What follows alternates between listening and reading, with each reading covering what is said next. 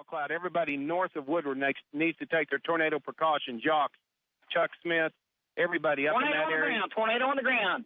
There is a tornado on the ground. There's no signal, but there's debris being picked up. I just saw a piece of something. I don't know, debris being picked up. You guys keep talking to us. We have Marty on the west side of it and Val on the east side of it. And moving northeast at 40. Lost connections there. We have those guys back. We also still have the video. You can see the huge lowering. So you guys from along Highway 34 north of Woodward there on up into southeastern Harper County. Stay alert. Tornadoes touching down, debris showing up. It's along Highway 34, so southeastern Harper County, northern Woodward County. And it would move on over toward, guys, Freedom, 444, Alabaster Caverns, about 439. This is northeast at about 35 on that. So Alabaster Caverns, 39, Freedom, 444. And then Cora at 503. This is north of Woodward. So with this storm, there's no longer a threat to Woodward. We're north of Woodward about 10 miles or so, looking to the north. And it's just about on the Harper County, Woodward County line, almost due north of the Woodward area. You can see the big wall cloud there that Marty has. And Val's on the other side of it. So Marty, this way you're looking from the west toward the east. Marty's on Val's on the other side, looking at that rotation, and Val is just right beside it, and he'll be up with his stream here in a moment. But we see high-speed velocities northwest, and as you look at that, I'll just tell you where it is again. It's north of Woodward, very close to Highway 34, getting ready to move into southeastern Harper County. Alabaster Caverns 439, Edith 440, Freed 444, and Tea Garden 458, and Cora 503. That storm is continuing to move, and I'm going to stay on that video with these guys. But as you look at that, I'm going to talk about some other ones we have down to our south. In fact, we might do a quick check here and jump into the ESP2. And there it is, north of Woodward, east of Fort Supply. So if you live along Highway 34 on up into Harper County and later over toward Freedom and Cora, you continue with your tornado precautions. Now, you guys, there's another storm forming back southwest of Fort Supply that'll have to be watched. There's another one south of Fargo. It's getting ready to come up. And size hail possible with those. Storms out here. Here's a huge one. Now, this one is going to be headed northeast, 40 miles per hour. This big one here on this screen right here will be moving toward Raiden and Roll. And these are long-lasting storms, so just expect a lot of storm activity to be around a long time. We'll check back here, a little bit of activity right there at Shamrock, not much, so we'll come back up these storms up here. South of Fort Supply again, north of Woodward. This storm continues to move toward the northeast, 35 miles an hour. Val. Go ahead, Val. We're just about a mile, half a mile south of the wall cloud. It is rotating strongly. Haven't seen another tornado touchdown in the past 2 or 3 minutes. But strong rotation, Gary. This thing is getting ready to cross Highway 34 probably within the next few minutes. Highway 4. Strong rotation. I'm going to say a tornado is imminent again. Okay. And north of Woodward along Highway 34, rotation would be just probably, the tornado would be just a little south the Harper County line on 34. Is that pretty close, Val? That's right. That's real close. And matter of fact, the rotation is over Highway 34 right now. Rotation is over Highway 34. That'd be just south the Harper County line in case you live out that way. So there's a line of storms, upper left-hand portion. There's the storms developing in western Oklahoma, the eastern Texas panhandle. And there's a closer look at the storm in and around the north of Woodward. Movement, once again, continues to be rather rapid. 40, let's call it 40 miles an hour there. So looking at that one right there, that represents a very strong mesocyclone and should produce more tornadoes. There have been some damage, obviously, at least debris has been in the air. And if you look right here, there's the rotation, there's the inflow region right in here. So that's just almost has to be tornadic winds on the surface at this particular point. I see Marty Logan is relocating, but we'll keep. Let's go back to that other screen, guys. There we go. And Marty's positioning to get a better look at this storm. Lower left down there, as you just look, I'll just tell you the projection. It's, like I said, moving in toward southeast Harper County, so Alabaster Caverns, 440, Edith 441, and Freedom 445. And right now, that's the main storm of the state. Now, there's another big one just to the west. And as you just look at all this, I'll zero in on it. Go ahead, Val. Val or Marty, go ahead. Yeah, Gary, we are still following this wall cloud. We're still about a mile south of it. It's north of us, moving north-northeast, it looks like, still rotating strongly. I have not seen another touchdown since the last one that we saw, but it could touch down at any minute, Gary. It's still rotating strongly. And go tell Mike to go to the Sprint card. We're on Sprint right now, connected. Okay. Big wall cloud, rapidly rotating, and it could produce a tornado at any minute. You know, Gary, when you see wall clouds, this is not an ordinary rotation. This is a strong rotation. This is the type of rotation and the type of storms that produces strong tornadoes. I mean, it's that classic look to it. It's got that strong of a rotation. It could produce a large tornado at any minute. Okay, this is along vicinity of Highway 34 north of Woodward. I said going into southeastern Harper County, then going back into Woodward County again, and then may take in a part of far northwest Woods County. So we continue with that particular tornado warning. Far northern Woodward County and southeastern Harper County. Big rotation continues. And as you look at that, we're looking Val Castor on Storm Action 1. There you go. That's Val's right up there beside it. Yeah, we have your shot, Val. Just talk us through this, okay? Great. The storm has moved east of Highway 34 about a mile and a half, and it continues to move to the east-northeast. We're getting very, very strong, what we call rear flank downdraft outflow winds wrapping around the tornado, enough to blow small limbs down where we're at, vegetation and limbs blowing off due to the RFD. We're starting to get heavy rain on us right now. We're going to have to find an east road, I think, to stay up with this thing and to be able to see it again. Matter of fact, I think we have an east road coming up 1 mile. We'll be able to turn east. We're getting in wraparound precip, heavy rain now, but the wall cloud is still rotating strongly about a mile and a half east of us, Gary. Okay, and this is moving, as I mentioned, up into southeastern Harper County, and then later it'll go northern Woodward County again, and then on up into northwestern Woods County. So Val's on 34 looking to turn east. And Val, I'm not sure how far your road's going to go east if you make that turn up there, but we have a great shot, great video coming in from Val Castor there north of Woodward on Highway 34. And this storm has produced at least tornadic winds on the surface. So Val's making his way up that way. And on the bottom screen, bottom lower left, that's the storm we're talking about. Go ahead, Val. Oh, Gary. Yeah. We're getting tennis ball size hail now. We are pounded. Tennis ball size hail falling in the wraparound precip here. As you can hear it on my audio, it's getting big, it's getting bigger. We're seeing hail in the ditch that's as big as tennis balls. We haven't had any windshield cracks or anything like that yet. The wall cloud is east of us. Got you on, Val. Just talk us through it. With hail. It's completely covered with hail, and the road is slick. And we're getting hail as big as tennis balls now, maybe baseballs even, possibly hitting. We're going to turn east. We're at our east road. If you could call it a road, we're going east. Getting big hail. The wall cloud is just east of us, Gary. No more than a mile and a half or so. We're gonna try and catch back up with it here and break out into the open if we can. But we're in the core. We're getting large tennis ball size hail just smashing down everywhere. We'll be interested in you acquiring the wall cloud again as soon as you get out of the hail. So we're looking Marty Logan, Storm Action 6. Marty knows that area up there pretty well. Marty, what do you have?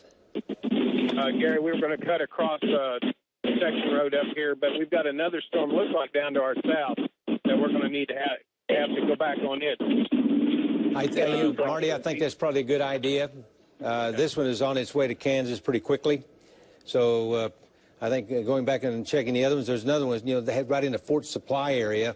They'll be coming up almost the same track, but a little bit to the west of Fort Supply, so that bears watching. Okay, we're headed to that one. All righty. Now, the storms continue. You might want to pop this up full screen. I'll just walk down through these these storms here. They're all in northwestern Oklahoma. This one has a tornado warning on it. You guys live in the Freedom, Alabaster Caverns area. That 40 miles per hour soon, thankfully, to be on up into Kansas. And we go south here, the storm near Fort Supply, not too strong at this time. And one south of Shattuck. And we've got one southwest of Roll. So a lot of thunderstorm activity. Many of these storms are. So you guys, the Arnett area, stay alert. And that'll be along Highway 60 and the intersection of 283. So it's coming up pretty quickly, coming up toward Goodwin. You guys in Shattuck, not totally out of the woods. It may pass very close to you. And then it's going to go on up, and it's going to impact central sections of, well, up into Ellis County. But it's going to impact the area between Goodwin and Shattuck over toward Keenan and Fargo and Harmon. And this one may well move up toward the Freedom area much later, but it'll be Fort Supply, also the Woodward area with this storm. So it's moving northeast. So this is now Val's shot. Right, Val's shot. Val, go ahead. Gary, we are right in the town, right on the south edge of the town of Freedom, and this thing is rotating strongly. It just produced another funnel, and to me it looks like it's trying to get organized again, and I tell you what, it's close to producing a tornado. It's going to move. It looks like to me it's going to move. It's going to brush the west side of Freedom and probably brush the north side of Freedom also. Anybody that lives near Freedom, and especially west and north of Freedom, need to be taking cover now, because this thing could produce a tornado at any minute. Matter of fact, there's another funnel. There's a funnel right there. It's producing a funnel halfway to the ground. Okay, a funnel halfway to the ground, and it might be on the ground, Gary. You get a little bit of a delay on our shot, but you'll be seeing it in just a second. We have a tornado. Matter of fact, it's forming a larger funnel right next to it. Tornado on the ground. It's on the ground. It's on the ground, Gary. There is definitely on the ground. There's a little bit of a delay in this, folks, so you'll see it eventually. It's right in our shot. If you look at our shot, it's going to be, I'm going to estimate about 2 miles southwest of Freedom. 2 miles southwest of Freedom, moving towards the western side of town and the northern side of town. I think it's going to brush the western and the northern side. We see the wall cloud, and we see a tornado rotating around the wall cloud, it looks like to me. Yeah, that's right. It was trying to rotate, and matter of fact, it's almost trying to rotate it around the bigger circulation there. It almost looked like it was going to try to become a multiple vortex tornado, but definite tornado still on the ground. It's very narrow. It's right in the front edge of the wall cloud there, on the ground, doing some damage. Not huge. I mean, the tornado itself is not huge, the one that's on the ground, but the wall cloud is big. Okay, now it's lifting.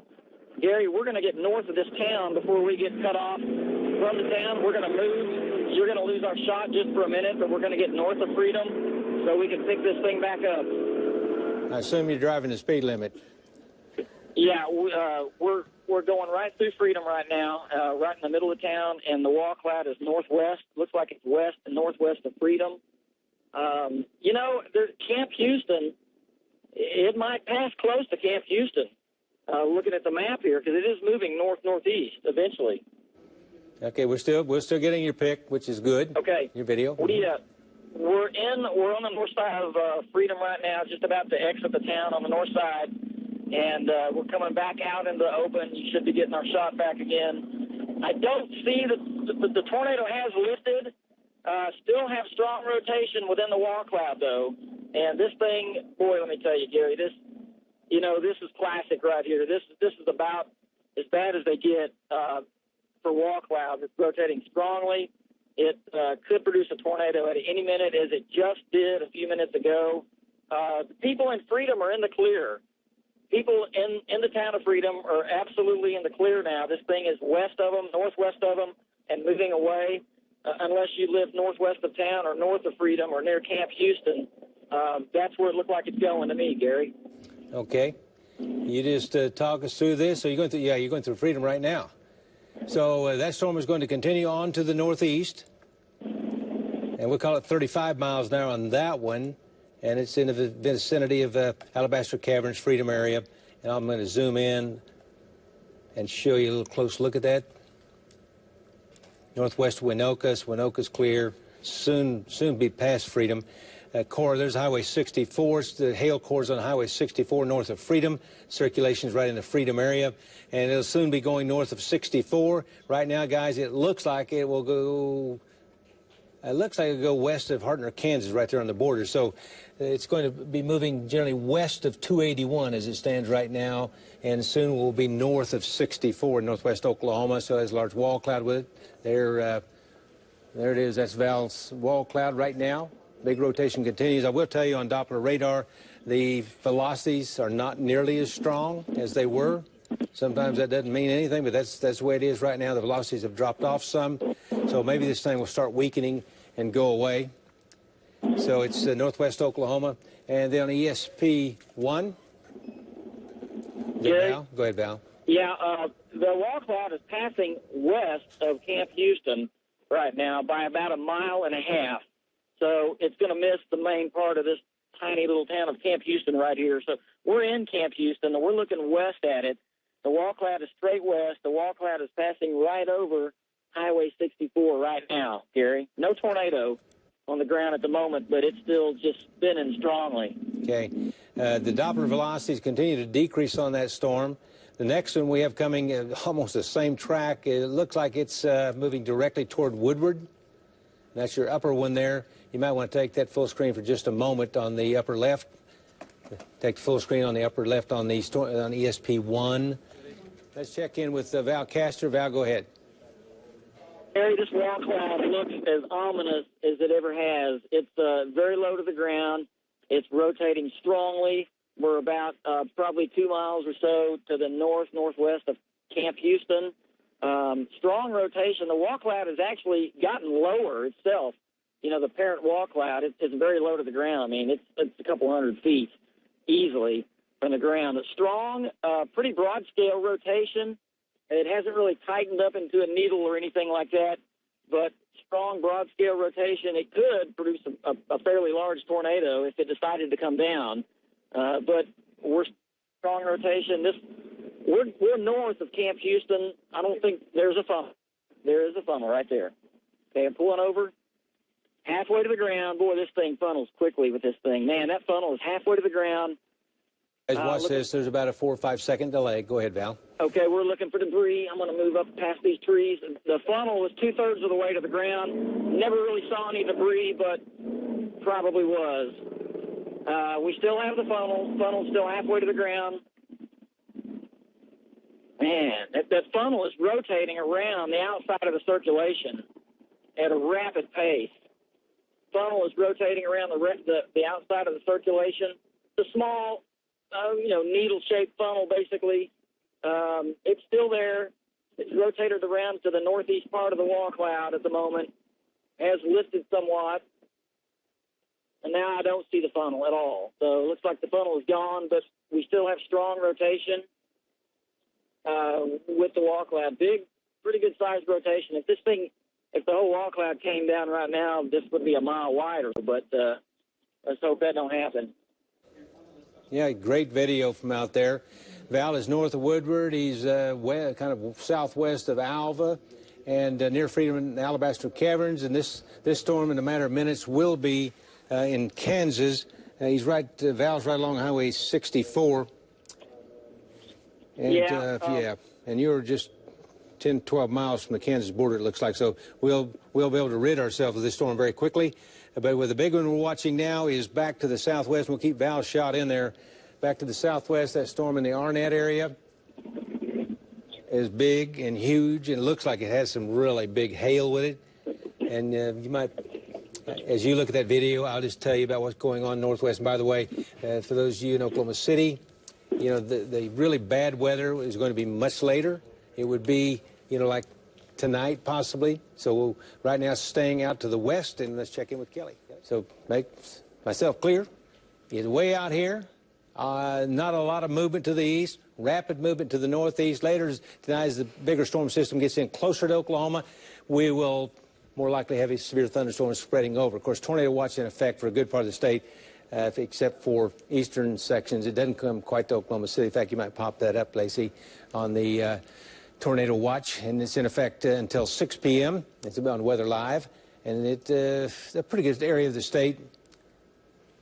I'll call it Hobart and Altus, up to about Watonga, up to about Medford, out there. It does not include the Oklahoma City area at this time. It may well do it later. It comes as far as Blaine County at this time until 6 p.m. Now, ESP2, we'll look at that close up on the storms out there. Over here is Cheyenne Valley. Right in here is a big, ugly storm, and these are coming in almost, these are called training storms. They train, they move across the same areas. This one passed over and still in the vicinity of Arnett, and it's a little east of Shattuck, coming up near Gage and Fargo. The main part of this going to come over you guys in Woodward, very close to you right in here. There's no tornado warning on that storm, but it is there. It's moving northeast. 40 miles per hour. In some cases, it looks like a little bit faster, so it's taking off northeast toward Woodward and toward Fort Supply and Fargo and Tangier. So you guys need to watch that one. In fact, there's other storms back to the southwest, but they're going to come the same direction up this way. So let's take this rascal full screen here, guys, and I'll get out of the picture, and we can look at these. Tornado watch will continue about the western quarter of Oklahoma until 6 p.m. I'm looking at all the video streams. I don't see too much at this particular moment. Val? Yes, sir. Val, you're the man out there in the field. You're the meteorologist. Tell us what you're observing. Yeah, you know, it's still there. Earlier, just a while ago, this thing quickly wrapped with rain. The wall cloud did, and we lost it just for a second in the rain, but now it has come back out. We can clearly see the wall cloud again, and it is rapidly forming. It formed another funnel very, very quickly, came about halfway to the ground or so. I couldn't see any debris with it or anything like that, but it continues to produce funnels left and right, basically. The wall cloud will get stronger, and it'll get slightly weaker, but the whole time we've been on it, I've never seen it weaken below what I would call moderate rotation. This is definitely a long-track rotating wall cloud. It hasn't produced a long-track tornado yet. We've seen 3 tornadoes with it so far. They've all been probably, within 2 to 3 minutes apiece. But it continues to rotate strongly. Anybody in the path of this, there's not many houses we see out here, but if you live out here, you need to be taking cover now when this thing comes over, Gary. Okay, Val, and we will continue with that tornado warning way out there. This is a location about 7 miles north of Freedom, moving northeast, 40 miles an hour, and on its way to Kansas very quickly, so we won't have to worry about this much longer the way it looks. It will be moving just west of Winchester, Oklahoma, then into Kansas. And you guys in Woodward, this storm is barreling up this way, and you might take the larger part of your screen will be ESP2. All right, there it is. Here's Woodward right here, kind of in the center. And you got Fargo, and you have Tangier, and you have Gage out that way, and Fort Supply. And movement, some estimates, at least computer estimates, this thing is moving at 80 miles an hour. I'm not sure that's exactly right, but I guess it could be. But has circulation with it, some large hail. It's either going to, look, if it continues on this course, the main part of the hail will be near, Fort Supply down to West Woodward. We're not getting any reports of wall clouds or anything of significance with this right now, but this thing is on the same track, crossing the highway, affecting the entire highway between Fort Supply and Woodward, and it'll then go into southeastern Harper County, then it'll go into northern Woodward County. Gary, we had been turned around and was going to go back to the Woodward storm, and we stopped for a minute because this thing produced a large funnel. That's what it's doing right now. The wall cloud pretty much got consolidated again and got its act together, if you could say, and then produced a pretty large funnel that was pretty close to the ground. Could not see any debris. Don't know if it was or not, but that's what it's doing right now. And still rotating pretty strongly. Funnels every now and then, moving off to the northeast. And the good thing, though, it's out here in the middle of nowhere. I mean, we see houses occasionally, but it's pretty sparse out here, so that's the good part. Yep, that always is like that. Good video, and still have a mesocyclone with it on Doppler radar, not as strong as it was, but still strong enough to produce significant rotation and a wall cloud and funnel clouds. And like I said, that is not about 5 miles or so from the Kansas border, and then it'll be gone on up that way. One other hail core is coming up to Fort Supply area, down toward Woodward, and it's moving rather quickly. The storm is intensifying and taking over from the one that's just west of Woodward, appears to be the one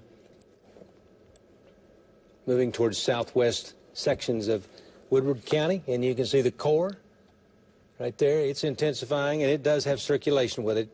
So you guys that live, and not many people, I don't think no one lives in Harmon anymore, but those out there, you know where it is. It's going to cross the highway there, very close to Harmon.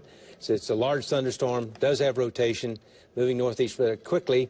And I'll get you a projection on it in just a minute. But based on the history of the previous storms, this one's going to come right toward Woodward, you guys. And so right now, they're just severe thunderstorms, but I can see on Doppler velocities there is a circulation with it. Storm Action 3. Hank, we've got your video up, Hank. Tell me what you have. Okay, Gary, we've got a storm that is in a cycling process. The shot you're seeing right there is the main wall cloud. There's a large lowered area that's a little south of that with some rotation, but what I think it is maybe RFD that's trying to wrap around the back side of this. So what you're looking at is just a large lowered wall cloud. There's quite a bit of rising motion in about a 2 square mile area underneath this storm, and we do see rotation with it. We actually see some rising motion and maybe a little bit of a lowering to the north, just north of Highway 60 now. So actually there's rotation and spinning motion about a mile and a half or a mile south of Highway 60, and rotation just north of Highway 60. So this whole area is rotating, and I'm only 2 miles west of Harmon, and it's probably about a half a mile southwest of me coming at it. So it's really close to Highway 60. It's really close to Harmon. However, we don't see any tornado at this time. We just see a really nasty, rapidly rotating wall cloud. You know, this one to the south is getting better and better. It's really starting to crank up. So if you're in Harmon, if you live near Harmon, anywhere near Highway 60, a couple miles west to a few miles east or north, this storm is wrapping up, and it looks like it could probably produce a tornado here pretty quickly, Gary. The rotation is really getting impressive just south of Highway 60, Gary. Okay, and we see, it looks like, I don't know, it's not splitting, but there's going to be 2 cells there before long, and the one with the... I think that this wall cloud is actually split, is what I was saying. It appears this storm is actually splitting, and we've got a very distinct area of rotation just north of Highway 60, about a mile west of it, and a very strong, rapidly rotating wall cloud just about a half a mile southwest of me, just south of Highway 60. Okay, so you telling me that's coming toward you? I'm telling you, it's almost right on me. Okay. But it's not so defined yet that it's rapidly rotating. I don't see any funnels yet. There's just rapid rotation, right above us, coming right at us. Part of the storm is moving northeast. The south part is, which may be if it splits, the south cell or the right mover, and then the north part of the storm is, which would be the left mover, is actually moving a little more north. So, we may have 2 rotating supercells here in just a matter of moments, Gary. Okay, Hank, you need to exercise some caution there. They're obviously big lowerings. Hank is west of ISI near Harmon. Harmon is about halfway between Arnett and ISI. Or go north on this road. So you're just north of where? Raiden? So, Raiden, yes. And so that will be, folks, in the upper left-hand corner there. You can see the storm we're talking about there, and that's the one that Tom and Rob are on. It's near Raiden. It's going to be moving rapidly toward Roll and the Antelope Hills, just like these other ones have been doing. So northeast, we'll call it northeast of 50. We'll check the timing on that again in just a moment. The cell near Hank, and not too much lightning with it, but the cell near Harmon, it looks like the west one's taking over, but tornado warning continues for southwestern sections of Woodward County, up to Woodward, up to Sharon, down to Vicey. So you guys in that area should stay alert. That storm actually, let me just check the movement on it here. We'll call this northeast at 40. Northeast at 40, you might want to put those parameters in there. Northeast at 40. No tornado been sighted at the moment with this storm. Hank has the video there on Storm Action 3. Hank, any change? No, Gary, we're getting with west to east winds right now. We're in between the two circulations. We've got there's a funnel about halfway to the ground in our see it's coming. There's a funnel with this large rotating wall cloud to the northwest of Harmon. I believe that vegetation going towards the east, towards Harmon, is either RFD or split, but the one to the west of Harmon, which is going to be Highway 60, and it's probably a mile and a half north of Highway 60 and maybe 3 or 4 west of really is wrapping up. Nice rotation with it. There's funnels that keep producing and then pulling back with it at this time. Okay. Great report, Hank. You and Patty hang in there. We see the wall cloud. We may be a little far for us to see the funnel cloud that came down, but it's strong rotation. So this will continue with a tornado warning from the Harmon area onto the north. It'll be southwestern Woodward County and then on in towards Sharon and Woodward. Extreme velocities now on the storm southwest of Sharon. The storm, yeah. Hank, the storm just west of ISI in your area has really high-speed winds, so don't be surprised if you see a tornado here shortly. Hank? I got to reposition. Okay, he's going to reposition. You guys be careful there. So, Hank, they're watching that storm moving up into Woodward County, moving rapidly toward Woodward. Has strong rotation with it, probably large hail. So, you guys who live in the Woodward area, you should just go ahead and take your tornado precautions if you haven't already done so. Good thing is it's not going to last long. It's going to go rather quickly, but it still has a rosy western Oklahoma. Alan, go ahead and tell us what your situation is. Gary, we just had a brief tornado touchdown due north of us. Go ahead, Hank. Gary, we just had a brief tornado touchdown due north of us. This is going to be almost due north of Harmon, maybe just a mile west, 3 or 4 miles. We had a little rope tornado that just touched the ground, and it has since lifted. But this wall cloud, it's really been cycling a lot off and on, and it looks like it's strengthening at this time, Gary. Appreciate that, Hank. We're going to go over to Alan Brose again. Alan, give us your location and what you have. Alan, if you're with us on Gander, talk to me. I tell you, all those folks are out there in a place where the cell phone service is horrible. It wraps up really fast, and that's what they can do. So that's why we're out here and we're watching very close, Gary. Okay, Bobby, we see your streaming video. We see a little light over on there it is. Yeah, there's a little delay it takes to get streaming video in. And so that entire storm is rotating, and that little, it's kind of a runty-looking funnel, but it looks like it's developing, trying to make it down toward the ground, and that would be just southeast of Woodward. It'll be moving up toward Alston and also Morland, so you guys there stay alert.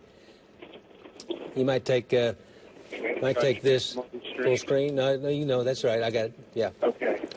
Moving as you guys at Alston, Morland, over toward Quinlan, stay alert. Maybe later, Belva. Big storm, big hail, strong rotation, funnel cloud. So right now that's southeast and east of Woodward on that particular storm. And here comes the next one. It's right near the Keenan, which is west of Sharon. And this one will be moving right toward you guys in Woodward. So big hail there and probably, easily have a rotation with it. So we'll be watching this storm, the one just east of Woodward. Hey, guys, I may have a tornado on Roger. Go ahead. Go ahead, Bobby. Bobby Payne, go ahead. Okay, I may have a tornado. It's either birds or tree limbs or something, but I've got something that just looks like it's rotating right underneath the area of rotation that we were talking about earlier. It's not a whole lot. It's just a little bit, but looks like there is an area of rotation now on the ground. It's hard to tell if it's just real small tree limbs or birds. There's a lot of birds in the area as well. So, but it is right underneath the circulation and the funnel cloud that we were looking at just a moment ago, Gary. Okay, Bobby, we're looking at that right there. It's difficult to say for sure, but obviously you got a big rotation above you. Wow, that is, boy, I tell you, that's an impressive wall cloud. This thing keeps ramping up. Go ahead. Hank, are you there?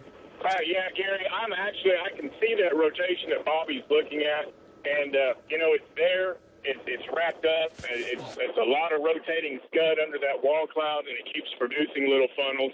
I think what I'm going to do, just for safety's sake for everybody, I'm going to drop south of the Visai storm, knowing that Bobby and Val and Marty are up there, and that storm's in good hands. Great report, Hank. We've got Marty up there. Val's also up there. If you're looking You're looking to the southwest. What direction are you looking? I'm looking straight west. Due west? Yes. Yeah, I see right-hand portion of your screen looks like something pretty close to the ground. Yes. Can you see the rain curtains wrapping? Not yet. They're still just a little bit too far away from me. We're just waiting on this to come up. We got in a good spot on it. Okay.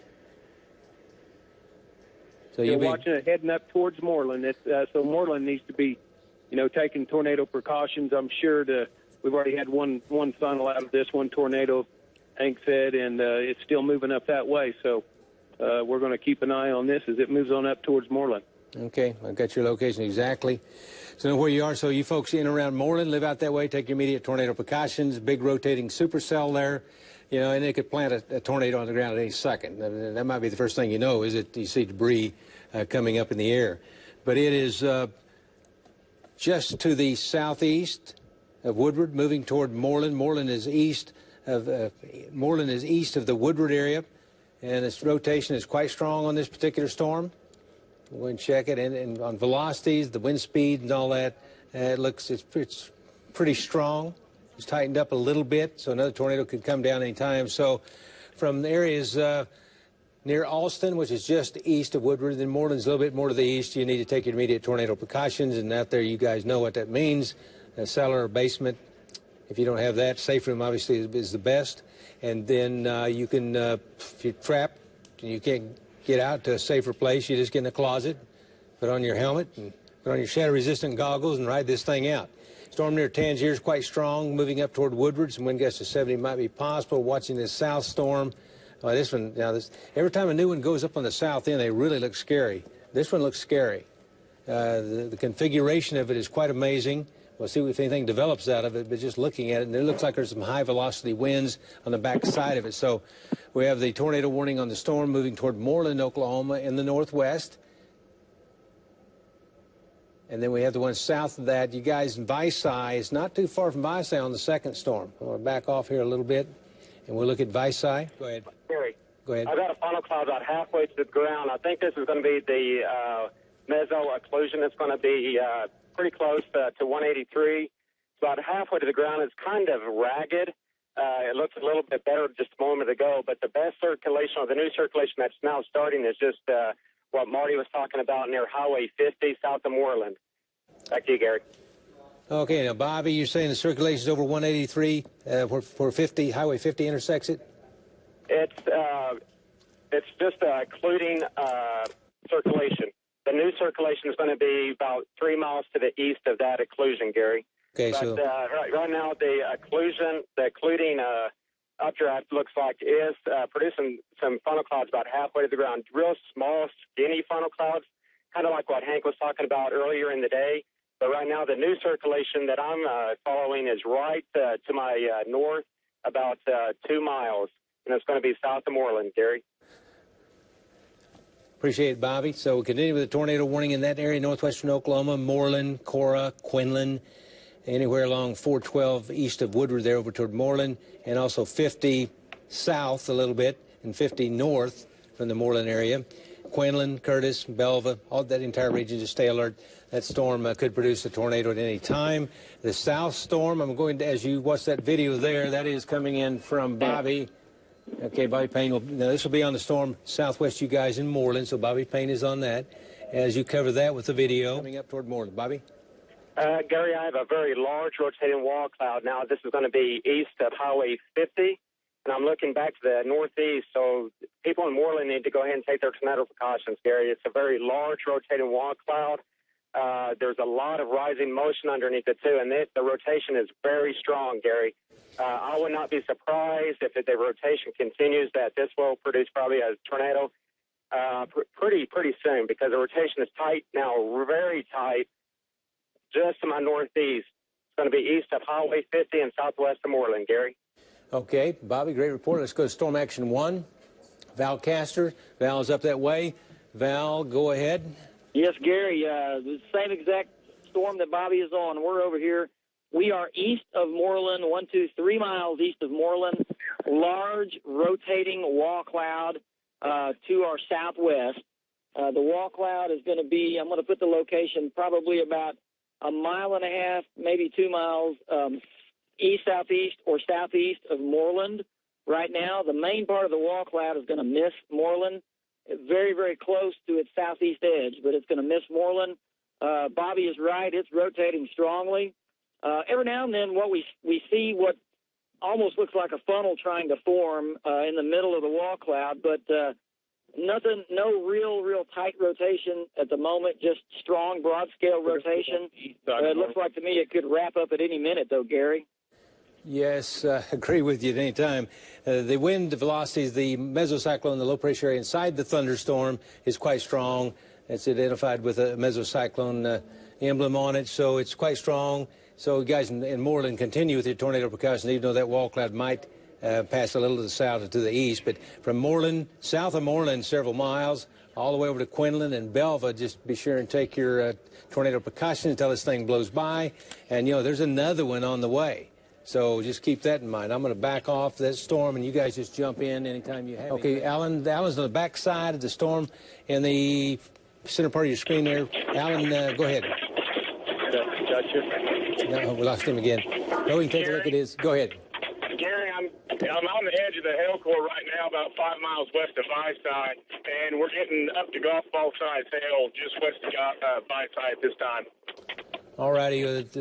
Can you see the southwest flank or southern flank of the storm yet? Yeah, I can actually. I'm looking through the hail core, through the edge of the core, back at the base, just to my southwest, probably 3 miles perhaps, and I don't see any really pronounced lowering or anything like that. As a matter of fact, I've already punched out of the hail. It was only about a mile wide hail core. Oh, got it. All right, Hank. Appreciate that very much. That's a big storm. Should have some strong inflow into it. That's the tail end storm. And you can take that lower left one. You can take that off, please. Tornado sirens blowing in Morland. ESP1, ESP2 is what we want. Okay, good. Tornado sirens in Morland. Got a valve shot, Val? Go ahead. Okay, Gary, we're still sitting about 3 miles east of Morland right now. This wall cloud is about a half a mile to our southwest. It's rotating pretty strongly. Every now and then we see what looks like to be a funnel trying to form, but we haven't seen any real pronounced funnels yet that were in danger of touching down. But the way this thing is rotating, it could touch down at any time, Gary. See it hitting the road. And this is going to be east of Morland, 3 miles east of Morland, Gary. 3 miles directly east of Morland. It's getting ready to cross the highway right now. Matter of fact, the way this thing's moving, it's moving east-northeast. It's going to ride along the highway just for a little while before it crosses. But rotating wall cloud, no real tight areas of funnels or rotation at the moment, but it could happen at any time, Gary. All righty. We're watching that area of storms decrease in size, except for those two big storms that we have. And they're mainly northwestern sections of the state. Moving northeast, we'll call it 40. Val's has his turning a little bit more to the east. But anyway, they're up there in Woodward County, moving toward Woods County. And that one near Viside also looks like it's shoving it a little bit to the east on the last movement there. So if Alan or Hank is on that south storm, what do you have? Gary, I am just west of the base, about 5 miles west of Viside, and we're getting quite a bit of hail that's on the east edge of the meso here. The main hail core has got to be back to my west a couple of miles, but we're basically looking at the large base of this storm, and I can see rotation in the whole base of the storm. There's no real pronounced wall cloud at this time, but I can see the whole base of the storm just kind of turning slowly like a carousel, Gary. Yeah, it shows fairly strong velocities. It looks like to me that it could produce a tornado at any minute. It kind of looks that way, doesn't it? Goodness. So just east of Curtis, still moving toward Quinlan and Belva and Little Sahara State Park, which is near Winoka. So timing on that, I'm going to, as you look at that, there's a huge wall cloud. One of you guys or gals have anything, don't hesitate to jump in and interrupt me, all right? Sure. Yes. Okay. All righty. Let's see. I'm going to do another storm track on this. I'm going to do where the circulation is. Val, you would have it just a little bit to the, very close to Quinlan? Yeah, I would say, let me pull up the map here. I would say that it's west of Quinlan, about a mile, straight west of Quinlan. Okay. Well, I'm going to move this at 40, And I've narrowed it down just for the circulation. It's Belva 6:18, which is 8 minutes for you guys in the Belva area. Winoka 6:29, that's about the same time. You know, if it continues, then it will be extended over toward Chester and into western Major County. So movement, northeast 40 on these storms. If unfortunately more are forming back out to the west, we'll have to watch those very carefully. New tornado warning for Woods and Woodward County now. Okay. And Bobby, what does Bobby have on the right side on Bobby's video about Storm Action 8? And Bobby, if you're on Gettner, tell me what's the right-hand portion of your screen. I am about 4 miles south of Winoka, and I'm looking back to the west at a very low wall cloud. And it looks like it is wrapped up pretty much in rain. And I'm right now crossing right by Little Sahara. So I think it's going to pass just maybe just to the north of that Little Sahara. But I'm kind of seeing like a cone now, Gary, right in the middle of that all that wraparound rain. So I'm going to move a little bit north and get out of the trees and see what's actually back to my west, Gary. Okay, Bobby, you were buffering, so we didn't get to see the cone shape. What's going on there? So that storm is still in the area of in and around Winoka, but could happen. On the south storm, the tornado warning continues. The area, Highway 14 on to the east. Highway 14 runs north out of ISI. It's 34 out of ISI. So east of 34, over toward Mutual, toward Highway 183, and big storm, big hail, lots of wind, wall cloud, all that type of stuff. So let's check in with Kelly. Gary, we've been concerned about those folks at the Little Sahara State Park just a little bit south of Winoka. Right now we want to try to talk to Peter Dormer, who is in Winoka, and it may be hard to hear him, I understand. I am downtown Winoka in the German restaurant Café Bahnhof, which I own, and I've just shut off the main gas line in my kitchen. Everybody has left the restaurant. We double-checked the restroom, except for one guy who is very stoic and not concerned. And there's a few people out on the street.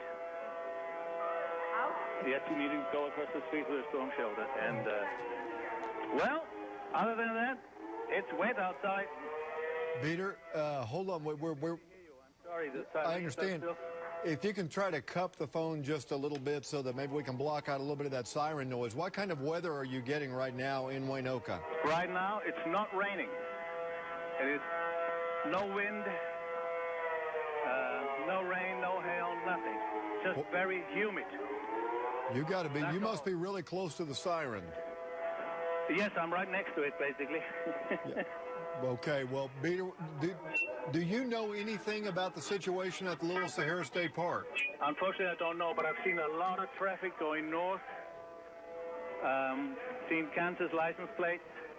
A lot of people have left the park, and a lot of people have seeked shelter. But where they all went, I have no idea. I'm just getting somebody in with a walkie-talkie to give me an update. Circulation still southwest town and it's moving this way. Okay. Nothing. Okay. We're talking to Peter Dormer, who's in Winoka at a restaurant right now. Go ahead, Peter. What are you hearing? Some of the emergency crew came in and told us it's southwest and it's still moving this town, but I don't know if it's crossed South Junction yet or not.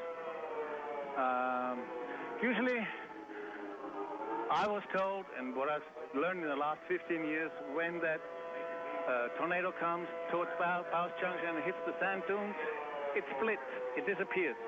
It hasn't hit Winoka, what I've been told, in the last 50 years. Well, I think that might be an old wives' tale, but we'll ask Gary, Peter. Hey, Peter, you make sure that you stay safe up there. We'll check. All right, Kelly, we're watching that storm up there. It's right in the Winoka area. If he would maybe look to the west from his restaurant, he might see something in it. You know, last time we checked and went to the actual what we call intensities, there's a chance, you know, that it will pass. I'm watching it go here. What's the loop? You know, it's just the circulation is just southwest of Winoka, so they're still in the danger zone. I understand why they're blowing the sirens. I imagine they're looking west and seeing a wall cloud, possibly funnel clouds. And so Winoka area, continue with your tornado precautions. Also up to Avard, over to Hopeton, maybe later even the Alva area. So you guys keep that in mind. Gary? Yes, go ahead. I'm 4 west of Mutual looking due north, and we have a wall cloud that's wrapping up again. Rapid rotation is starting to form. The storm really started spinning a few minutes ago, and then as soon as the rotation died out, it just hopped to the northeast probably 6 or 8 miles. And now it's starting to slow down again.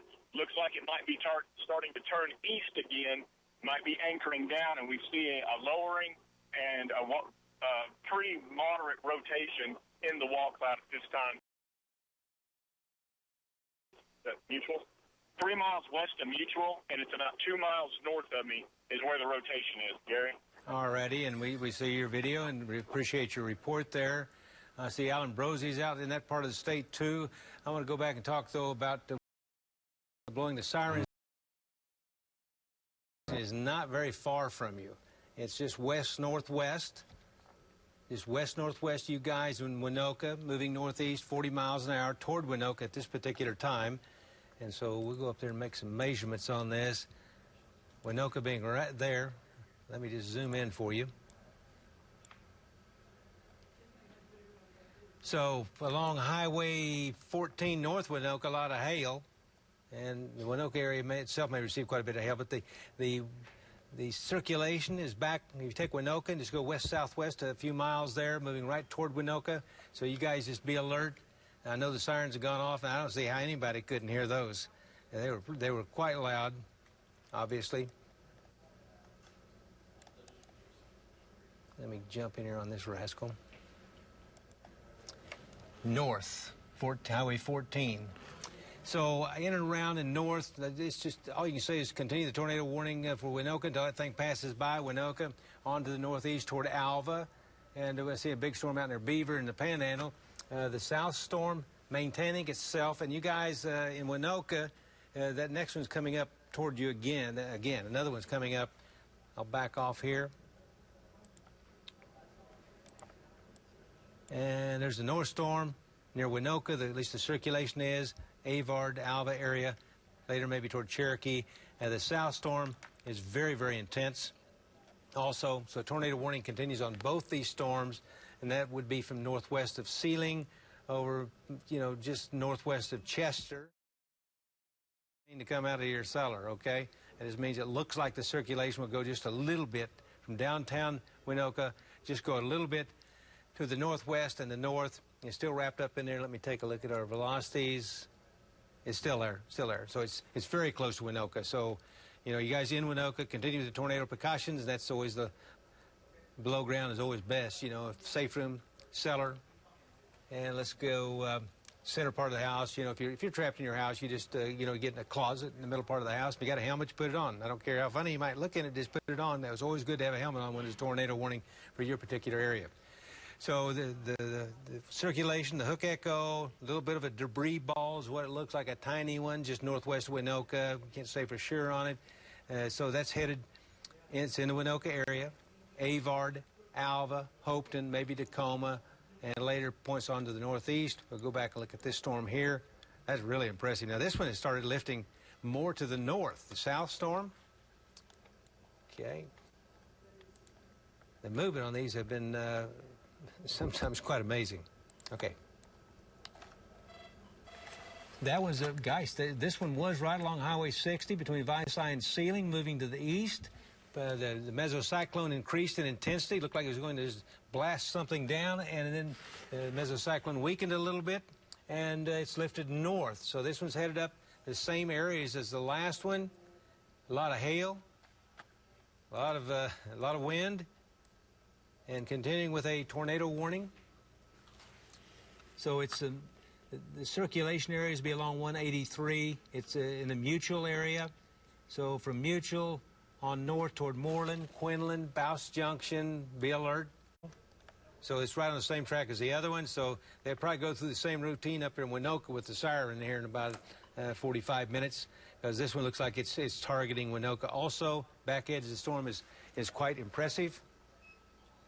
Rotation, there's Hank. Hank, what do you have? We're a few miles north of Mutual right now, just about to 183, and really the base looks like it's elongated. That strong area of rotation has dissipated, and basically it's just the base kind of looks like it's getting elongated to me, Gary. Yeah, you know, and it looks a little flat there, which is good. It still shows circulation. It still shows a mesocyclone just north, a rotation, mesocyklone's rotation inside the thunderstorm, shows a hook echo north of Mutual. So you guys just be aware of that. It is northeast of Sharon. Let me take a look at the rotation again. Not necessarily. So you look at that's the storm in the lower left there. I'm going to look up. We still have a circulation now northeast of Winoka, northeast Winoka up toward Avard. So let me take a look at the, yeah. Let me hit that right there. It's, we got to still have, well, the circulation is north, is lifting northeast. It's north of Winoka now for you guys in Winoka. And they'll have a lot of conversation there about the sirens blowing. But it's north of Winoka going up toward Avard, and then you guys in Alva. So you guys in Avard and Alva, Bela, this storm is just taking direct aim on Avard and also on Alva. So tornado warning there. Okay, Bobby is up with that one. And Bobby. Hey, Gary. Go ahead. Gary, this is Hank, and it looks like the rotation may be making it down a little bit. I do have a wall cloud to the north. It's a little bit elevated. It's not. Yeah, put Bobby on there. Avard area moving northeast pretty quick, Gary. Okay, you're on the storm. And okay, I'm trying Gary. to go ahead. Wall cloud is pretty broad. The rotation's pretty broad. I don't see anything that's really standing out right now. It looks like the base of the wall cloud is just a little bit elevated. It's not really high, but it's not as low as they were earlier. Looks like also the west side of the wall cloud is actually starting to wrap up now with rain. So I'm going to be moving north here towards the Avard area pretty quick and try to get as close as I can before it wraps up, Gary. Okay, thank you very much. Bobby Payne on the storm near Avard. It's moving toward Avard and also Alva and other points around. And let me move that to final movement there. This storm down here in eastern Woodward County. It's northeast of Mutual. It's south of Quinlan. And let's see what we got on here. We'll go moving, we'll call it moving, 7 miles northeast of Mutual, be more exact, moving northeast at 40 miles per hour. And Hank, come back. Go ahead, Hank. Yeah, Gary, it's really picked up in forward motion. We do see a little bit of a wall cloud starting to form north of us again, but the storm is really just hopping and skipping. It's really taking off in forward motion like it may be weakening and just speeding up. And every once in a while, we think the rotation is starting to make it to the lower levels. We'll see a small wall cloud. Then that wall cloud will dissipate, and the storm will just, it's trying to run from us. Very low chance. All right, Hank, appreciate that report. Hank's watching that storm as it moves up rapidly up toward the Quinlan area, just almost on the same track. And I suspect Valcaster is up that way also. I see Marty Logan's near Belva, and we got Val. Go ahead, Val. Yeah, Gary, we are east of Hank's position. We have dropped south of the Winoka storm and onto the Mutual storm right now. It's kind of over here waiting for it to come up in our direction. What I can see from this angle, I can see a lowering back to the west, same thing that Hank was talking about. It doesn't look quite as lowered. The wall cloud doesn't look quite as big as the earlier one that we saw, but nonetheless, it does have a lowering, does have what looks like a wall cloud straight to the east of us, and we're going to watch it as it comes up in the ocean, Gary. All right, thanks a lot. That's Storm Tracker Val Castor. Storm is 6 miles south-southwest of Quinlan, moving to the northeast, 40 miles per hour toward Belva and Curtis and Winoka and Little Sahara again. So we may hear the sirens going off in a little while in Winoka if this storm continues. It is moving, as I mentioned, to the northeast. It has a strong rotation with it. The one down south is the one you're looking at in the middle of your screen, and that's the one that will be moving up again toward Winoka. So you guys are in for more wind, more rain, more hail in the Winoka area. The rotation is there. It just hasn't been strong enough today to put a tornado on the ground. Put 2 or 3 small ones on the ground that Val and some of the guys and gals got a little bit earlier. But for all the hoopla, there's been very little go on, which is really excellent. That not that much has happened. So we'll just have to watch for the risk of severe thunderstorms spreading eastward later tonight. Go ahead. We have a funnel.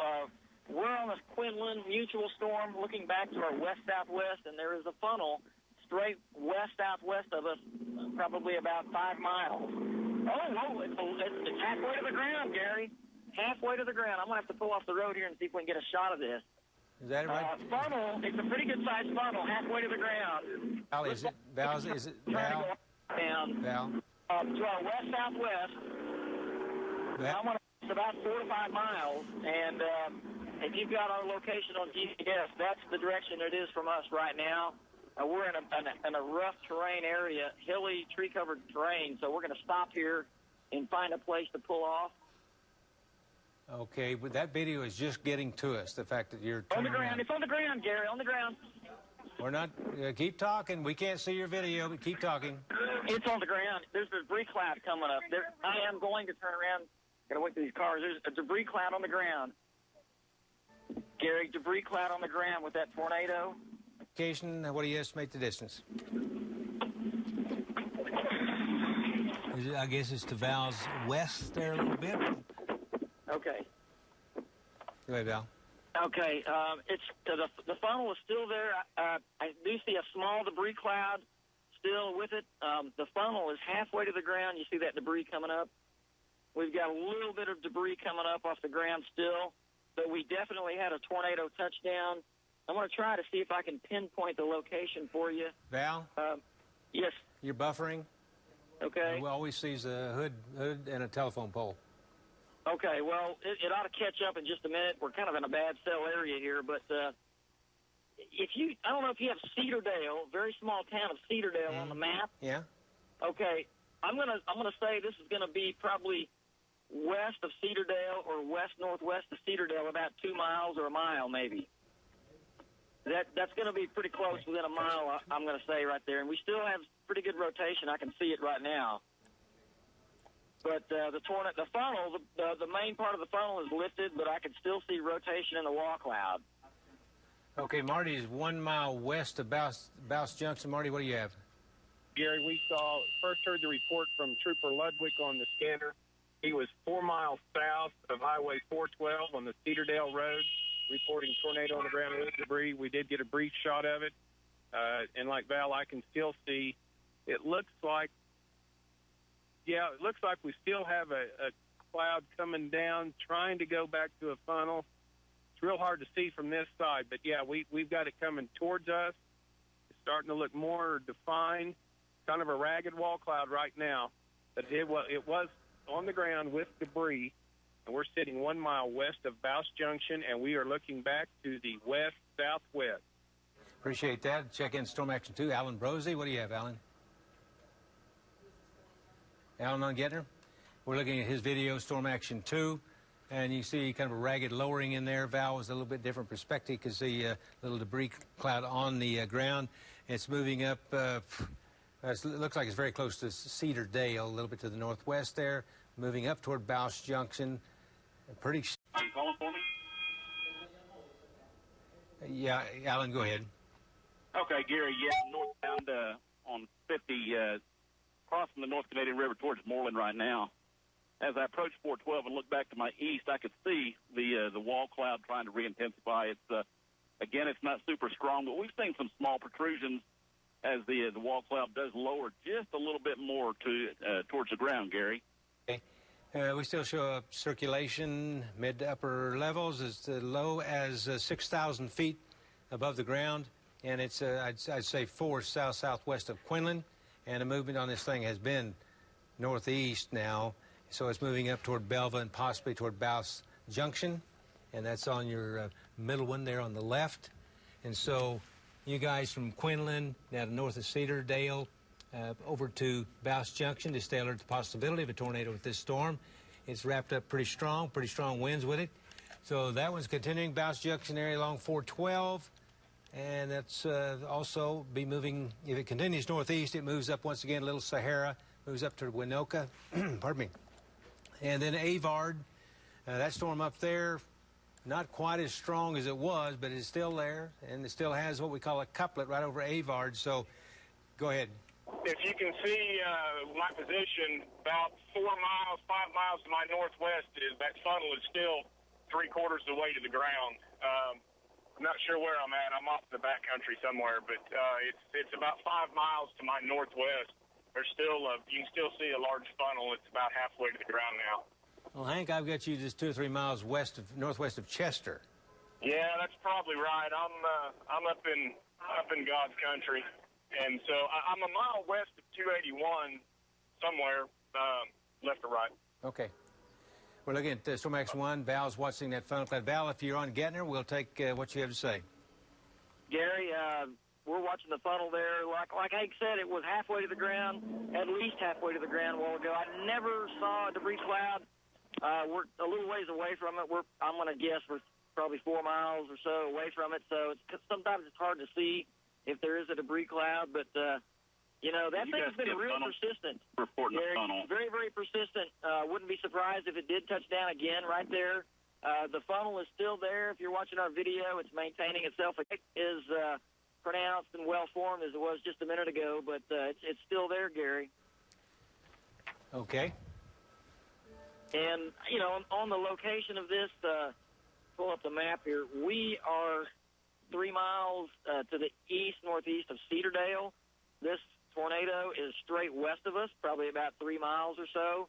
So I'm going to say it's going to be about a mile north of Cedardale, approximately, just like that. Moving to the northeast, it's moving towards Mouse Junction. It might cross near there. It might actually cross a little south of there. It's hard to tell, but it's moving in that general direction. Now the funnel is getting a little bit more pronounced, Gary. It's coming to a point about halfway to the ground. I don't see a debris cloud yet, but it's still there, and it's still rotating, and we're watching it. Just talk us through it. We see it. Yeah, it's it's hard to tell. We're not close enough to cycling again, trying to form the new wall cloud when the old one is still there. The old one still has a funnel with it. Okay. Highway 412, funnel on the highway. We're watching a funnel cloud very close to the ground at time or 2. This would be northwest of Cedardale, southwest of Mouse Junction, and south of 412, and also south of Quinlan. And moving on this, let's just check it again. They call it northeast 40 miles per hour. So we'll continue with the tornado warning on this system as it moves up toward 412 in the Quinlan-Curtis area. We're toward Mouse Junction, and part of that will be parts of northwestern sections. Funnel. Go ahead, Val. Dodge funnel. Yeah, we got 2 funnels. Marty's right. We got 2 funnels now. We got the funnel to the west, the same one that has been there, and we got the new funnel, the one that Marty is looking at over the highway. It's on the north side of the highway. It looks like to me that it's going to be the one to take over to me, because it's the one northeast of the old. It looks like the new wall cloud's forming there, and that funnel is right in front of Marty over there. It looks like to me it's getting bigger. What do you think, Marty? Yeah, it is getting bigger, Val. So on the north side of the highway, don't see any connection to the ground. We've got strong southeast winds still feeding into this thing. Strong rotation. It's now going to be about a 1/4 to half mile north of the highway. People at the Little Sahara Park need to take tornado precautions right now. I know there's a lot of people up there. In the town of Winoka, you need to be advised that we have a strong rotating funnel right now north of Highway 412, and it is headed northeast right now as we watch it go to the northeast. Strong rotation. Winds are starting to change on us a little bit, so we're getting some wraparound on this thing. Hey, Marty, can you see a debris cloud from where you're at? Because this is coming to a point, a cone. Yeah, it is. It's on the ground to me. You see a debris cloud, Marty? Not yet. No debris cloud yet, but I'm looking. It's going to be awful close to having a debris cloud on the ground. Classic cone shape to it. I would be very surprised if there was not a circulation on the ground right now, Marty. Right now, we are about 2 miles west of Bouse Junction, and we are looking to the northwest at a rotating cloud. We have a funnel. Don't see any connection to the ground, nor do I see a debris cloud on the ground, but it is moving towards Little Sahara Park and the town of Winoka. Everybody needs to take tornado precautions right now. It's getting bigger. As it moves to the northeast, it's getting bigger right now. It is getting bigger. It's got that classic, nice, big cone shape to it. And, when you see this, usually what you see, following this is a bigger tornado coming down, Gary. It's getting lower. Yes, it is getting lower. I mean, it's a very broad. It's a lot bigger than the other funnel was just a while ago. And obviously stronger, too. You guys keep talking, but Val, go ahead and tell us what direction you're looking. Gary, we're looking northwest, straight northwest, and I would say, based on Marty's observation, it's north of the highway, a half to 3/4 of a mile or maybe a mile north of the highway right now, moving off pretty good to the northeast. But it's northwest of us, probably 3 miles, I'm guessing. Okay, I see that. Now, Marty? Yeah. You pretty close? Yes, it's probably a half to 3/4 mile north of me. It is getting broader. I see debris. I see debris on the ground. You do? I see just a little bit of debris right on the ground, not much, but a little bit right underneath it. It is almost straight north of us, north of the highway, still moving towards Little Sahara Park, right up there towards the river. It may move south to Winoka, but there's no way to say that for sure right now, so still take your tornado precautions. It's getting broader and broader. I don't know. A lot bigger. The rotation, the south side of this storm is rotating right over the highway right now. Still moving. Oh, man, the inflow's starting to kick in here. I've got a strong south wind feeding into this storm right now. Earlier it was more of a broad, big cone-shaped funnel, and now, Marty, it's almost taking up the appearance of a bigger wall cloud at the moment. It's not coming to a point at the bottom like it was before, but you can see, even from this distance, you can see the rotation under it. And now, as we speak, I'm starting to see a little bit of a point come out the bottom of it, which looks like it might be trying to produce another funnel. But, that's what I would call a big, meaty wall cloud, possible funnel there. And it's rotating strongly. And, well, I tell you what, it's going to have to be watched close because that type, that shape, I've seen that before, is what usually precedes a larger tornado, Gary. Okay, you guys are right there. You all keep talking about it. Yeah, Marty, how far north of the highway you think it is? I would say that it is about 1 mile north of the highway. I can see Bouse Junction from here. And like I say, we're about 2 miles to the west of Bouse Junction. And this storm is pretty broad, rotating. I'm like you, Val. The point of it is gone. But, man, is that thing rotating. I mean, it's a tornado without the bottom to it right now. The top of that is twisted hard. We've got a mobile Doppler radar here. It's going to get a good reading off of it. Now we're starting with a little bit of a point. Down at the bottom of it. Still have strong rotation on this storm. Heater bands coming into it. Strong south winds feeding into it. We're probably within 5 minutes of this thing being at Little Sahara. Probably within 5 minutes of it being up there at the park. We're skirting just along south of the park. They're going to have strong winds from both directions when this storm gets up there. So they need to take tornado precautions right now and And, Marty, we are 2 miles south of Bouse Junction right now, moving to the north. Got a good view of it. Looking back to the northwest, it's definitely north of the highway, at least a mile. And northwest of us, probably 2 to 2.5 miles. It's getting bigger. It is I would say, a well-formed wall cloud that comes to a point right in the middle. Definitely has I would say, concentrated rotation right in the middle. So pretty tight rotation. I would say that this thing has the potential of a tornado. Now look to the right of it. Look to the east side of that storm, that funnel. Look at the lowering to the east of it. It is not rotating.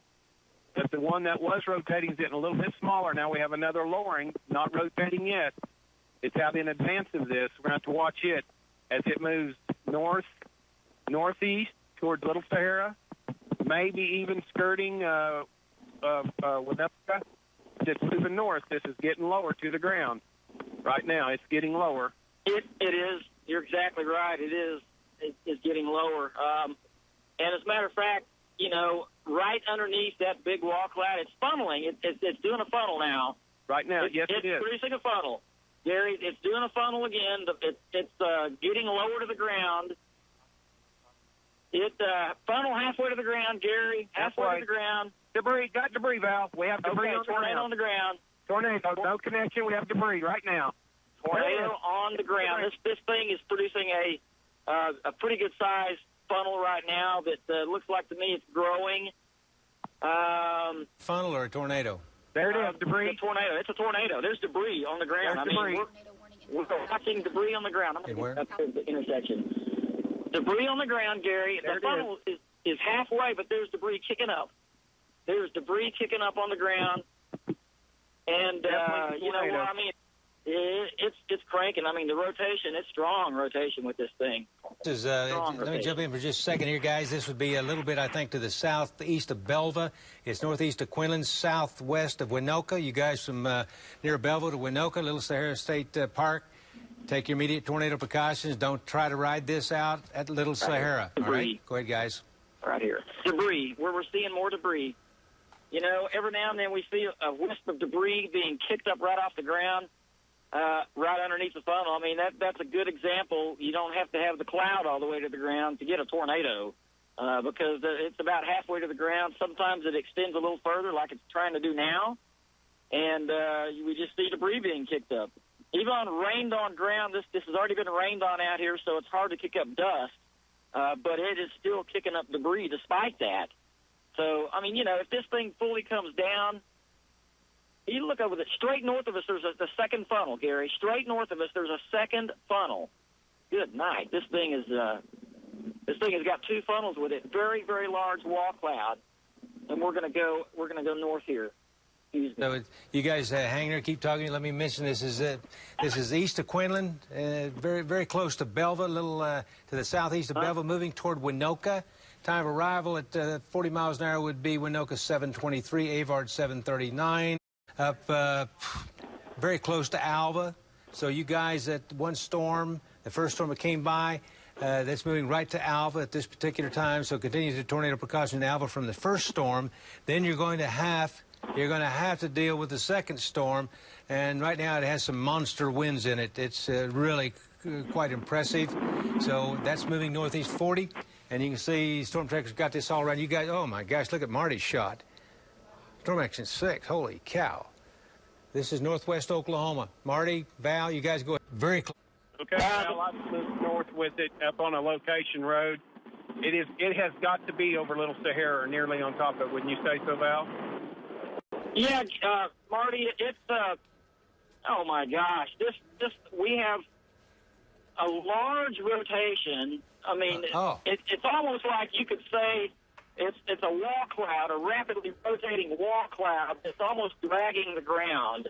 That's what this thing looks like. You know, if you can see our video is going to catch up, this is going to look like a humongous tornado. It almost looks multi.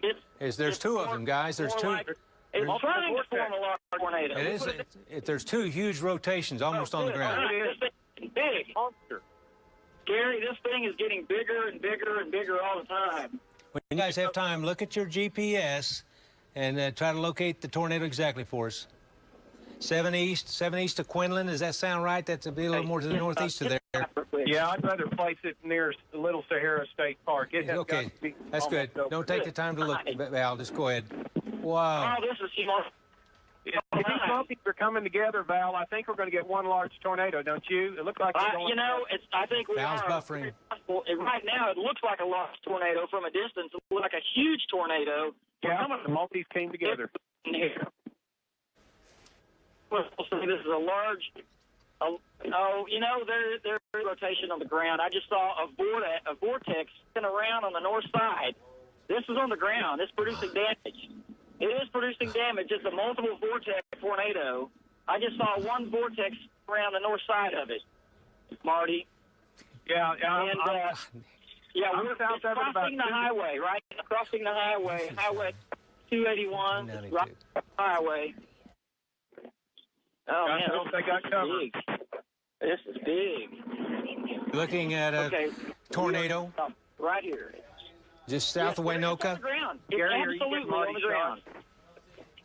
Tornadoes on the ground. I'm going to get on the side of this car. Thanks for the info. That intersection, is that Bouse Junction, Marty, or Tom Robb, are you at Bouse Junction? Marty's going to be still west of Bouse Junction, and I'll move back north with it. If Tom and Rob, are they on Gettner? Go back further. Yes. Boy, it's starting to lose a little bit of punch, isn't it, Val? I mean, it's... Oh, there it is right in the middle. There it is. It's on the ground. It's cruising bigger debris cloud now on the ground. Hank, what do you see? Bigger debris cloud on the ground right now. You guys be careful now. Okay, bigger debris cloud. It's only about probably a mile or less than a mile to our north.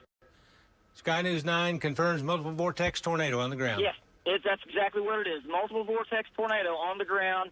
It kicked up quite a bit of debris just a second ago. There's another vortex spinning around right now, another vortex.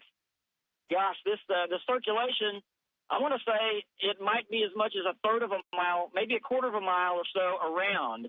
The parent funnel cloud, pull back and let's give them a shot of the big funnel. Right Hank, as we look at Hank, Hank, you're out of focus at the distance. Put it on infinite. Oh, debris. I see debris in the air. I don't know what it is, a piece of a tree or something like that. There you go. Look at that shot. See that right there for a second.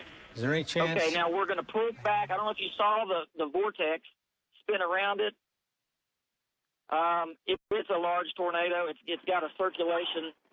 You know, I'm going to guess at probably 200 yards around, maybe. It's hard to really estimate. Gary, I'm about 3 miles north of Bouse Junction. I'm about a half a mile from this tornado. It's just east of 281, and it's just what Val and Marty have been talking about. It's a big, large tornado. We're actually north now quite a ways, and it's probably a half a mile or so east of 281, and it looks like it's moving probably to the east, maybe a little bit to the northeast. Is that that's going to be the Cimarron River right there? Hey, Marty, help me on this since that's your part of the country. It looks like to me it's coming right up to the Little Sahara. Yes, yeah, right. Well, Hank's right up there closer. Is it right there by the river and the Little Sahara, Hank?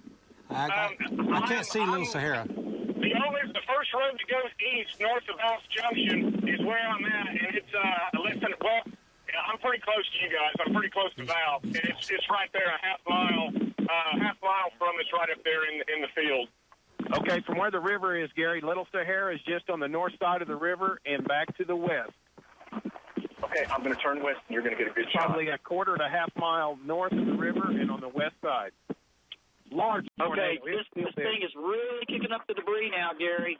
I hope our shot catches up real quick. It's a large cone-shaped funnel with a big there's something there. There's like a home or something there. There's some type of structures. It looks like there's a farmhouse that it's very, very close to. I can't tell what it is, but there's some multiple. But yeah, it's got to be a farmhouse and a barn. And you know, the rotation at the ground doesn't look all of that violent, but it's just a big, massive looking tornado. It's just a big, just a cone-shaped funnel. But right now, we're just a few hundred yards from it, and I can see little different vortices touching down in different spots, but I don't see just a real mass violent rotation on the ground. Well, there's some more debris being kicked up. Yeah, it's just east of the farmhouse. There's a couple of houses out here. For you folks that live out here, I went north of Bouse Junction. The first road I could go east is where I'm at. So probably 4 north of 281 and 412, and it's just half a mile to the east.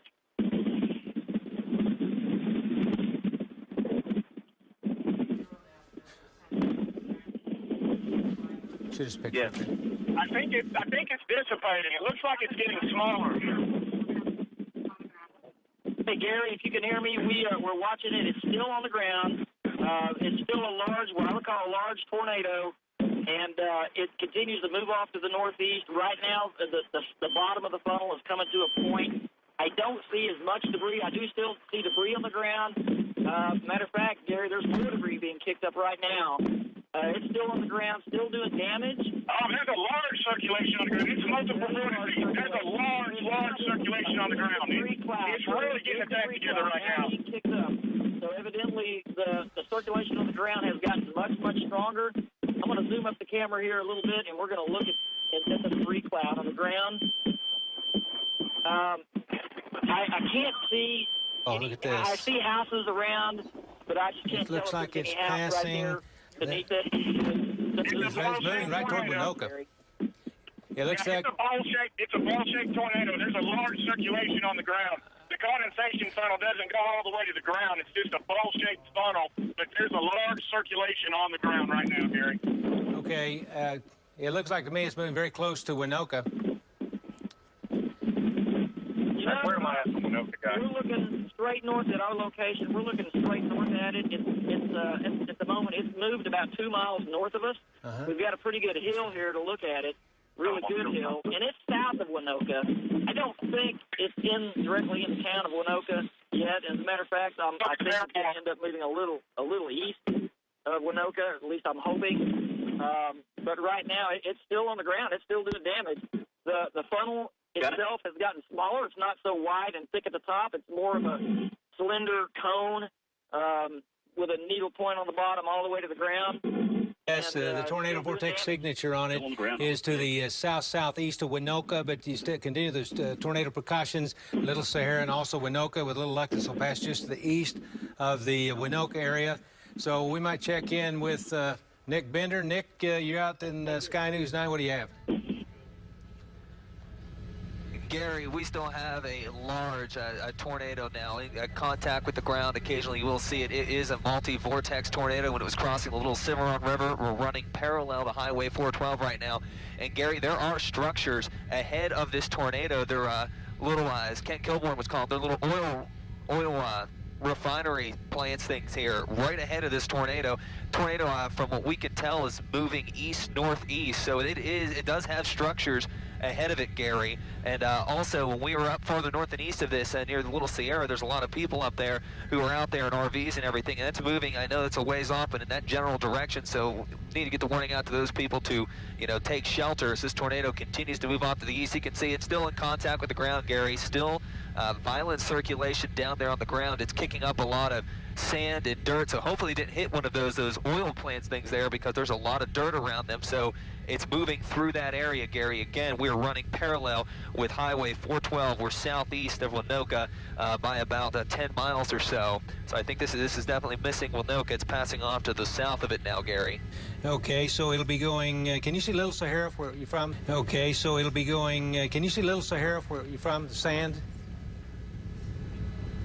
Little Sahara is a large area of sand in there. Over those things. Go ahead, Nick. Yeah. Okay, Val, you still there? Let's go. We're still. Go ahead, Val. Still watching it. It's gotten a little bit smaller. It's still on the ground. I still see debris being kicked up. The funnel's not as huge as it was before. It wasn't that massive, big, wide tornado like it was before. It doesn't look to be multiple vortex like it was. It's gotten smaller, but I still see a debris cloud. It's still on the ground.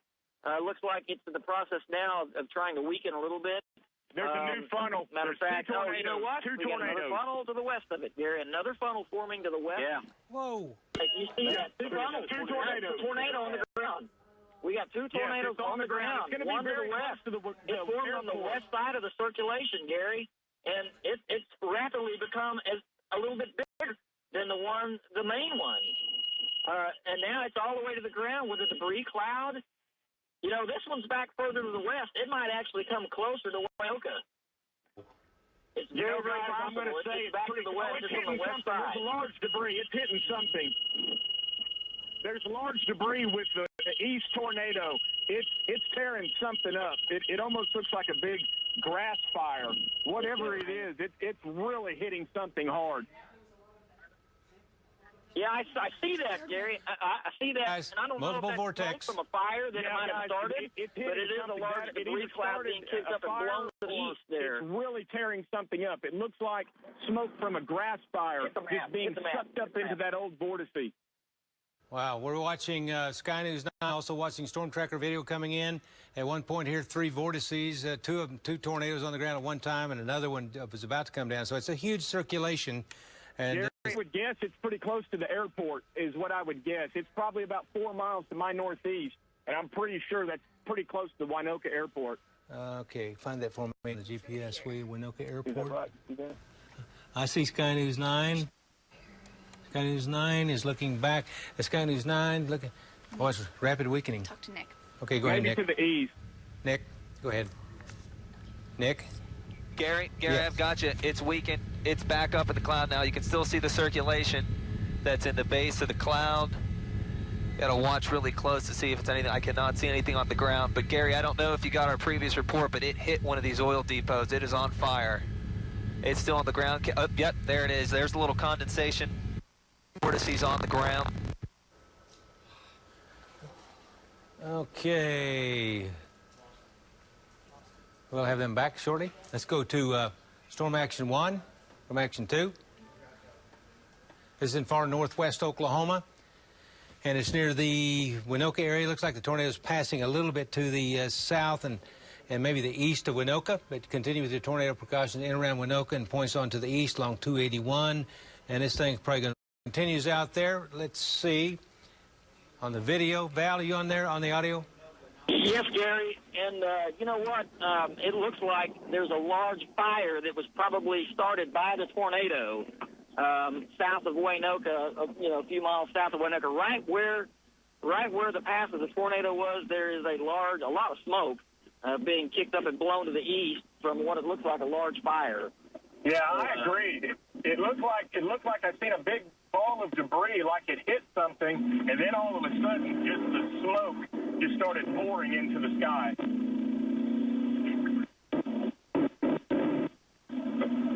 Yeah, I would agree with that. You know, that's what it looked like at first, was a large ball of debris being kicked up.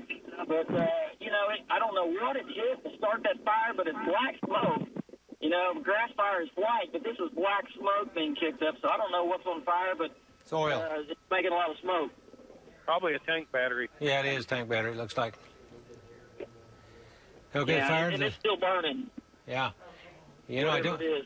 It's right where the tornado went, Gary. Right where the tornado went. I don't see any trees down, so you wonder if maybe it was lightning that did that, but maybe not. But that's possible. Looked like it was full. So as you look at that, I'll tell you there's still a strong circulation indicated southeast of Winoka. I think it's to the east of the airport. So it'll be moving up toward Hopeton and Avard. Smoke. If they pull back on a nice wide shot, we might be able to see what we have on the broad scale. The storm itself is a little bit smaller than it was. Speed of movement. Okay, we'll call this northeast at 35. Let me get this thing stopped. And you can look at that. I'll just be working the radar here. It's still hooked around. So it's east of Winoka and southeast of Winoka. We'll give it northeast at 35. So time of arrival, Hopeton 7:44, Tacoma 7:50, Brink 8:06, Capron 8:15, Cherokee 8:16, Burlington 8:24, and Driftwood 8:27. You guys in Alva should stay alert with this. With a little bit of luck, it will go to the south and east of you guys in Alva. So please keep that in mind. That's just, you also right there, you're looking at the smoke from a fire, probably what we call a tank battery, the oil there. And I don't see a lot of tree damage there at all. Whoa, what a shot. Could have been lightning, could have been the tornado that did it. So, Gary, is that a tank battery that's on fire? Is that what I heard you say? Well, it kind of looks like it. I'm not an expert in that field, but it looks like a tank battery. I believe it was the tornado. Scanner reports reporting power lines down east of Winoka. East of Winoka?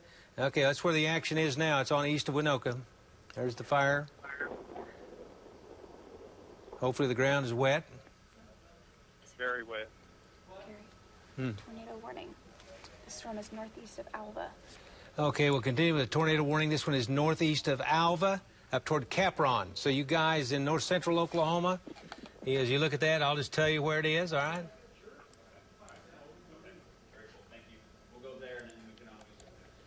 Okay, moving toward Capron. Capron is northeast of Alva.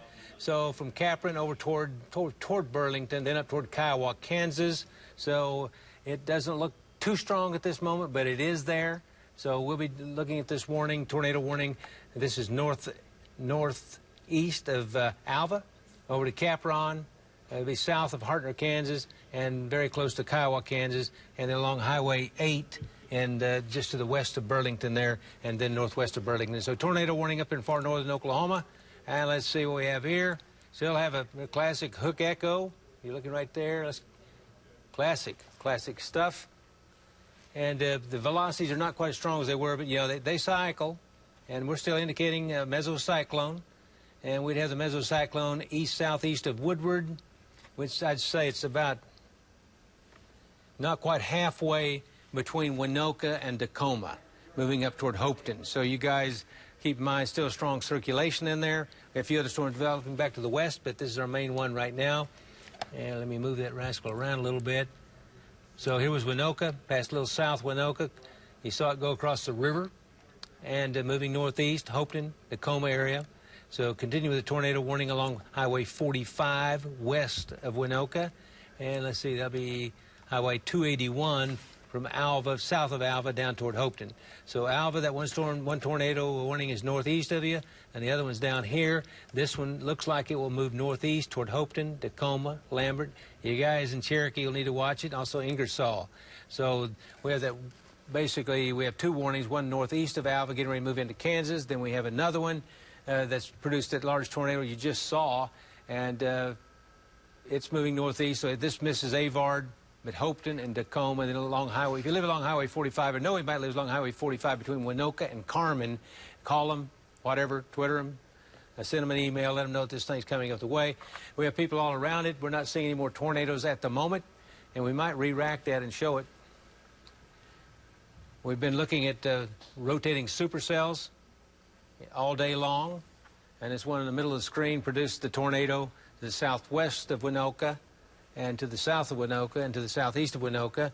I see a few thunderstorms far western Oklahoma, not significant, west of Elk City. So really the only two big storms we have to deal with at this particular moment appear to be the ones near south of Alva and north of Alva. So it's eastern Woods County and northern section of Alfalfa County. And it's movement, we'll call it movement northeast, 35 miles per hour. So Capron along Highway 11, Highway 8, and 281 up the way on toward Burlington and Amorita. Okay, we'll roll a video of this tornado from just a few minutes ago. So we'll roll it, and you can take a look at that. And that is the Cimarron River. This would be just to the south. Cimarron River just to the south, Winoka. Huge funnel. And I think you see the rotation there. Inside the storm, up inside the thunderstorm, the rotation, the low pressure area, the mesocyclone was several miles across. It was a huge, huge rotation. And we're fortunate this time primarily in a rural area. Tell us what direction you're looking and the approximate location of the tornado from your vantage point. Multiple vortices, big time circulation crossing the river. That's 3-4 miles north of Highway 412, the junction at 281 and 412. Okay, tell me which direction you're looking. Can you hear me? Ken, I don't have it on the ground anymore, do you? No, I think it's lifted, but it's... Nick? It's still spinning. Nick, what direction are you looking? Yeah, it's going to come down again. Still moving to the east. I still don't. There's still tank batteries out ahead of this. It's not as prolific as a circulation as what it was 2-3 minutes ago, but it's still spinning really good. This is what it was doing right before it put it down. Sky News 9 is about 6 miles south of 45. 6 miles south of 45. I don't know which direction they're shooting. It's our location. We're still south of Alva. We're moving east. We're looking off to the north-northwest. Circulation's approximately 2 to 3 miles to our north-northwest. And give us your location.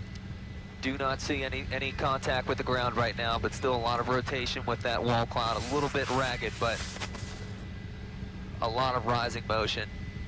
And this has been doing this since we were back at the junction at 281. Oh, power flashes.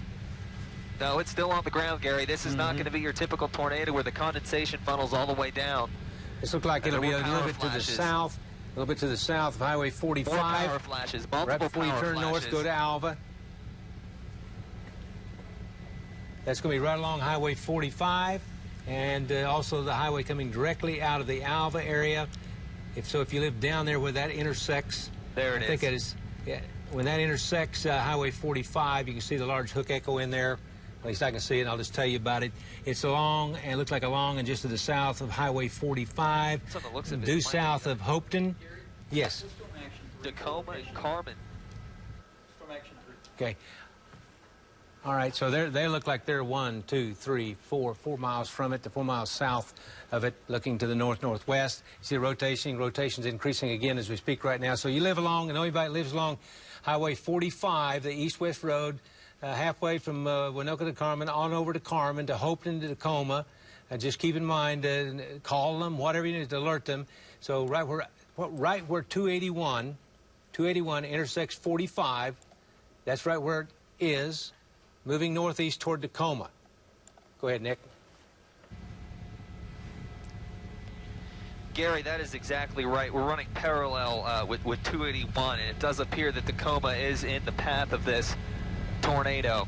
And don't be fooled by the look of it, even though we don't have that condensation funnel all the way down to the ground visually like we had previously when it hit the tank battery and caused the fire. The circulation is still down there on the ground. Occasionally we do see power flashes, as well as a lot of dust and dirt being swirled around down on the ground. So just because power flashes, that's an antenna there, but there has, and it is moving east. We're paralleling with it. It's right out our northwest window, approximately 2 to 3 miles, and it's moving east. So like you said, people in Tacoma or even farther east need to be taking their tornado precautions, Gary. Yeah, we have another TVS tornado vortex signature on that storm. Back on the ground, Gary. Back on the Clearly ground. can see it back on the ground. We can't see the ground in your shot. Okay, we see it. Okay. I don't know why not.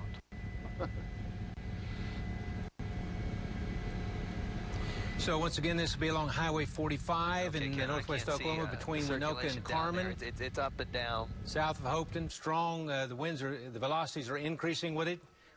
You guys don't get in under that thing. It's southwest of Tacoma. It's west of Carmen. We're doing 35 on it? Yes. Okay. We're running east parallel with it right now. And we are moving over the structures, Gary. Barns, houses. Oh, see, I see it. But this see is it? There's about another... 2 to 3 miles to the northwest of us right now. Am I seeing things? Moving off to the east. And I cannot see that far up there to see if there's anything in the path of it. Yeah, we're coming up on Carmen right now, Gary. So we're about over Carmen, looking north-northwest. So very close towards Tacoma, and eventually farther off towards the east, towards Highway 8 coming out of Cherokee. All along that area, people need to be taking their tornado precautions. Does he have anything? As it does look like the rotation, as you said, is still very much there. We're a little bit far away, so we cannot quite see the bottom of the storm near the ground to confirm if it is on the ground. But the hallmark of this circulation so far has been that the actual condensation funnel is not visible all the way down, but you can definitely still see the circulation down near the ground, especially when we did have those power flashes. So okay, on Doppler velocities, serious situation, dangerous situation with that tornado as it moves Doppler east. velocities, wind speeds are increasing, so you should get ready if you're in that vicinity, south of Hopeton over Tacoma, then along the highway toward Carmen, and it may eventually move up toward Cherokee and Lambert. You should go ahead and take your tornado precautions. This thing is really wound up. You can see it live, upper portion there, not on the ground at the moment, but there's a projection on the circulation of the tornado, and that's Hopeton 747, Tacoma 751, and we're at 736 right now. Ashley's 809, Cherokee 818. So anywhere along from here, you know, to the northeast, Ingersoll, Cherokee, Tacoma, Lambert, and once again, this is in northwest Oklahoma. It's the only significant storm we have at the moment. And it is tornadic. The wind velocities in it are quite strong and been producing tornadoes. And we still have what we call a tornado vortex signature, just right close to the ground level. And it looks like the funnel coming down again as we look. But once again, the towns of Hopeton, Tacoma, Ashley, Cherokee, Ingersoll, Burlington, Driftwood, Byron, and Amorita. Continue with your tornado precautions, and that means a cellar, It means a safe room. It means a below ground if at all possible. If not, it's that smallest room in the middle part of your house, preferably a closet in the middle part of your house. Closet in the middle part of your house, and you get in there and you wear a football helmet and all that type of thing. And there's not a huge tornado on the ground at this particular moment, but this storm, once again, as you can see right there, is moving to the northwest toward Tacoma, Ingersoll, Cherokee, Lambert, and later Burlington. And it's had a history of what we call pulsing. It will intensify, and then it will decrease some, and it increases again and produce another tornado. At one time, we had several funnels on the ground, several tornadoes on the ground at one time. So tornado warning continues on this storm, and this goes until 8:15, and we're at 7:36 right now. So once again, I would tell you that the towns are Hopeton, Tacoma, Carmen, and right along and north, right along Highway 45. It's a little north of 45, and it's moving up just a little east of 281, west of Tacoma. So you guys live in around Tacoma, you know anybody up there, call them, and get them aware of what's going on. Until they get a shot there, guys, let's first of all look at XL. Points off to the northeast, up towards Cherokee. Let's go to XL. It's a serious situation. Okay, we're looking at high-speed winds with this system. The circulation now is just south, about 3 miles south of Hopeton. That's the center of it. It's a huge circulation just west of Tacoma. So you guys in the area, just be aware another one could come down instantly. We will watch that as it moves on. Let's check, make sure we get the latest. Yeah, it's the winds are still strong. A little triangle there in the middle indicates a tornado vortex signature. It means that a tornado on the ground is very likely at any time. We've already had several of those. I want you to do a quick check to ESP1. Western Oklahoma, a few storms there. They're intensifying a little bit, moving up toward Vicide. They're not. We can see it right now. We've got strong south winds, still strong inflow with the storm, still cranking pretty hard, Gary. Okay, Val, appreciate that. We're going to run some of the video from just a little bit earlier. The tornado is touching down south of Winoka, fairly close to Little Sahara. And it was crossing the Cimarron River there very shortly, or already crossed, but when we went across the river, it was quite impressive. But at one time, there were 2 huge tornadoes wrapping around themselves with this. It was just quite amazing. And we were watching it, of course, on Sky News 9, and we were watching on 5 or 6 storm tracker units, all from different angles, and it was just flat amazing. Now, fortunately, we've had no reports of any injuries, anything like that. But, I'm sure not all reports get in quickly, but it is a fairly sparsely populated area. So that's the Cimarron River right now, and that would be just to the south of Winoka. They were having a rattlesnake hunt with several thousand people out in the field near Little Sahara, and fortunately, it looked like it skirted that area. I'm sure a lot of great pictures will be showing up because it was really close to them. And it was big, as you can see right there. And even when you can't see the funnel all the way to the ground, it's on the ground. If it's 2/3 of the way to the ground, halfway to the ground, usually it's on the ground doing damage. And you look over to the left there, that might be what we call a horizontal rotating tube of vorticity. Well, he went out of the shot there. But there's a huge wall cloud that was, I don't know the exact time, but happened a little while ago, just south Winoka. This storm produced some other tornadoes before this one. Moving on the storm right now, as you watched the video a little bit earlier, it's moving the storm moving right toward Tacoma. The wind velocities are quite high. Now, if you folks out there, Lambert, Carmen, Tacoma, Hopeton, if you can't see the funnel, don't think that it's not there. The tornado could easily be there very quickly, and it's high speed. It's high speed. It's a definite tornado vortex signature, so if it doesn't put a tornado on the ground right now, it probably will again very quickly if it continues to roll along. Actually, the storm increasing somewhat because I see the hail increasing. We have the classic hook echo. We have the mesocyclone. We have what's called a TVS. They're just crossing the Cimarron River. It's water. Is that amazing? We saw where one fire was started by this tornado. But fortunately, like I said, sparsely populated area. And the water in the air lets you see the scope of the rotation. You can still see the funnel at the top, but at the bottom you really can't see it too well. There's a vortice coming around the front side of it. See that? That's what we call a vortice, suction vortice coming around, small tornado. So it was a multiple vortex tornado that hit just south of Winoka and to the southeast of Winoka. And as you look at that, now that funnel cloud there we still had some debris on the ground. You can kind of see that shaft that goes to the ground. So as you look at that, I'll tell you right now, it's the circulation very close to Tacoma, if not right on top of it. So in and around Tacoma, north of Tacoma, south of Tacoma, west of Tacoma, to the east of Tacoma. Just keep in mind, this thing could be down another tornado at any time. 281. Okay, Gary? Yeah, go ahead. Yeah, I just want to let you know that over here, we're east of Winoka, about 8 to 10 miles, right at the junction of Highway 45 and Highway 281. And there's a pretty good-sized damage path right through here with power lines down, signs down, trees down, stuff like that. And, you know, I want to say that it's a pretty wide path that came through here. So that tornado was on the ground at that point doing damage, Gary.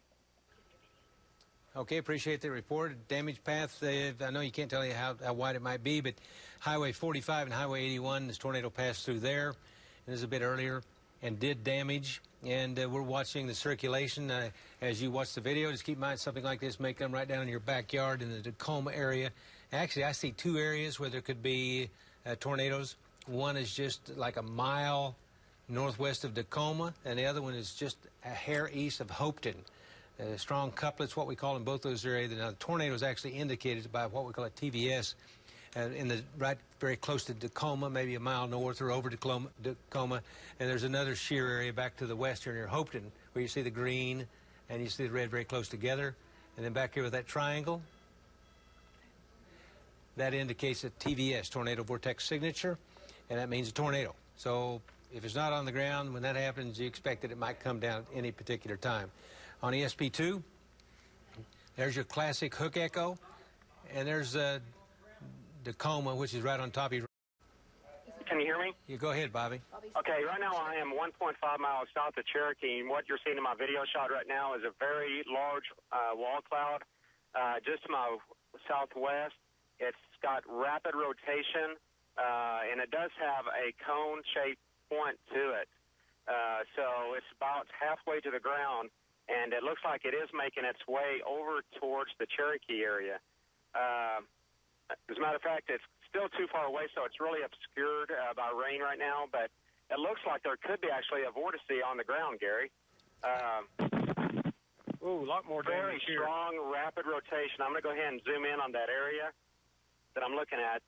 This is where you're going to see a tornado. Now, it's buffering probably right now, or there's a little bit of a delay, but there is really strong, high-velocity rotation right now, Gary. And it looks like they're trying to develop a big cone-shaped funnel right in the center of it. Again, people in Cherokee need to go ahead and be prepared to take their tornado precautions, Gary. Bobby, I've got you just a few miles, 3 miles or so south of Cherokee. Yes. And so at the circulation, the hook echo, the mesocyclone, the TVS are all about 12 miles from you. Yes, I'm looking. Yeah, it's pretty far to my west, but I've got it. Okay, go ahead. Go ahead, Val. Go ahead, Val. Gary, Talk we've to us. got a tornado on the ground right now, about maybe a mile south of Hopeton, maybe a mile or two southeast or east-southeast of Hopeton. Now, this is behind the main circulation that Bobby was talking about. It's a long, narrow rope tornado that stretches from the cloud base all the way to the ground, right over here to the southeast of Hopeton, it looks like to me. And it's on the ground. I think what this is, Gary, I think this is the occluded meso, the leftover meso, if you will, it's an app point, that is still there. And it's still on the ground. I mean, it's coming from way up in the storm, but it's on the ground right now. On the ground. Tornado on the ground. One vortex now on the ground, Gary. Bobby's video. Go to Bobby's video, Storm Action 8. Okay, and Val, you got Val's got. Go ahead, Bobby. Both you guys don't talk over each other. Let us know what you see. Now, Bobby, that thing is just 12 miles southwest of you or so, moving your way. And Val, I'm trying to spot you. Yeah, you're. Okay. Yeah, Okay. we're 3 miles south of Hopeton. We're 2 miles south of Hopeton. We're looking to our northeast, and a rope tornado stretches all the way to the ground, and this is probably going to be east of the town of Hopeton right now, Gary. Yeah, really. Spot Hopeton there. Right near Hopeton. We were looking at It's going to be west-northwest of Tacoma.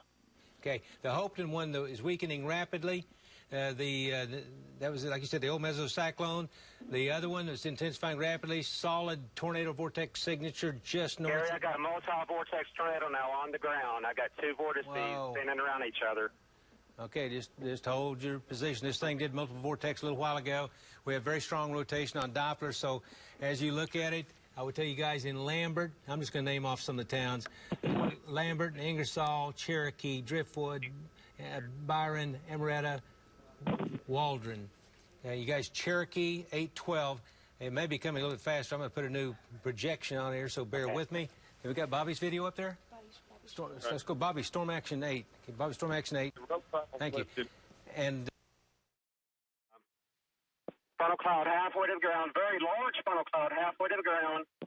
More than likely, Gary, I would say the circulation is on the ground. yeah, I think you're exactly right. So this storm is moving, and there you see the tornado. I'm just going to give you some values. Bobby, the tornado is 11 miles southwest of you, and so it makes it about 12 miles southwest of Cherokee, moving to the northeast at 35 miles an hour. So in those areas, as we watch... 2 funnel clouds, Gary. I've got 1 large cone funnel cloud and 1 small funnel cloud, both with debris clouds in the ground. Okay, Bobby, just butt in anytime, jump in here. Let me just mention Cherokee, you guys, tornado precautions, 8:13 is when it'll get there, so you should complete your tornado precautions right now. Below ground cellar, safe room best. If you don't have that, you get in the middle part of your house in a closet, you wrap up, get your head down. So, Cherokee, 8:13, Ingersoll, 8:13, Driftwood, 8:26, Byron, 8:34, Amorita, 8:37, and Waldron at 8:55. Coming your way. Bobby, still have your shot up? Yeah, Gary, my shot is still up. The tornado has now lifted, but I've got a very high-speed, violent, rotating walk now to my west. It's still pretty far to my west, but I tell you what, this is classic. I can see the updraft literally rotating really high speed, even right above me. Got a tail cloud coming in from the northeast to the southwest into the wall cloud. It's extremely classic, Gary. Yeah, Bobby, we're watching your video there. The velocities, whoa, the velocities really, Bobby, there's got to be, yeah, we see this. I've never seen one exactly like this, but we got the mesocyclone, and you can actually see the tornado circulation, the TVS circulation on the southern edge of the mesocyclone. It's really, really get a little close there. And this is just a big rotation in here. These winds right in here, the green ones are toward the radar. This is the way, but right in here would be a tornadic circulation, and it's very, very large. And we keep, Bobby, how's it doing? Right now, it looks like I do have a frontal cloud. It's only about a third of the way to the ground, but the rotation is still extremely strong, Gary. So, again, with that high-speed rotation that I'm seeing right now, more than likely there is circulation on the ground. It looks like rain is starting to up around it. So, as my visual becomes obscured at the surface, there may be a tornado, still doing damage on the ground. Okay, Bobby, keep talking to us, baby. You're the one right there. All right, now I'm starting to have a better shaped funnel cloud now, extend about halfway to the ground. Now I've got rain right in front of the actual vortex. Looks like a funnel cloud now 3/4 of the way to the ground. And I would say, Gary, with the rain now wrapping around in front of it, more than likely it's all the way. I probably have a very large tornado circulation right there on the ground, and I tell you what, this is turning to be a very dangerous, or actually it's continuing to be a very dangerous storm as it moves off to the northeast. This is so impressive. Classic storm structure.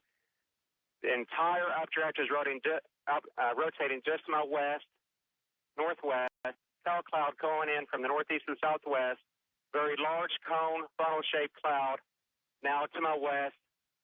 and it looks like another funnel cloud is now going to develop like a satellite tornado just to the south of the main tornado. Now, I'm seeing now a large debris cloud now on the ground. So funnel cloud more than halfway to the ground with a large debris cloud now, Gary. This has become an extremely dangerous situation. So anybody that's living, you know, west Cherokee, in Cherokee, southwest of Cherokee, get to shelter right now. This is extremely dangerous, and it could be catastrophic if it actually goes if it actually hits down, Gary.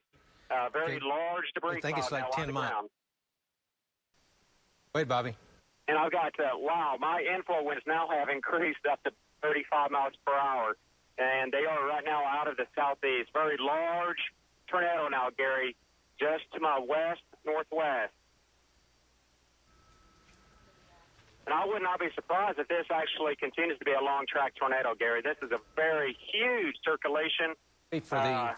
For the folks, wow, Bobby. Absolutely incredible. Bobby, for the folks that are listening up there, you can leave Bobby's video up there, okay? Leave Bobby's video up. Folks listening up there, that tornado, and that is a titanic circulation, extremely dangerous, moving directly toward you guys in Cherokee and points in between. The wind velocities are extreme, so we look like this is going to be a long-track tornado, at least for a while here. It doesn't, you don't see the funnel all the way to the ground at the moment, but I said just right up there above it in the cloud, the velocities are extreme.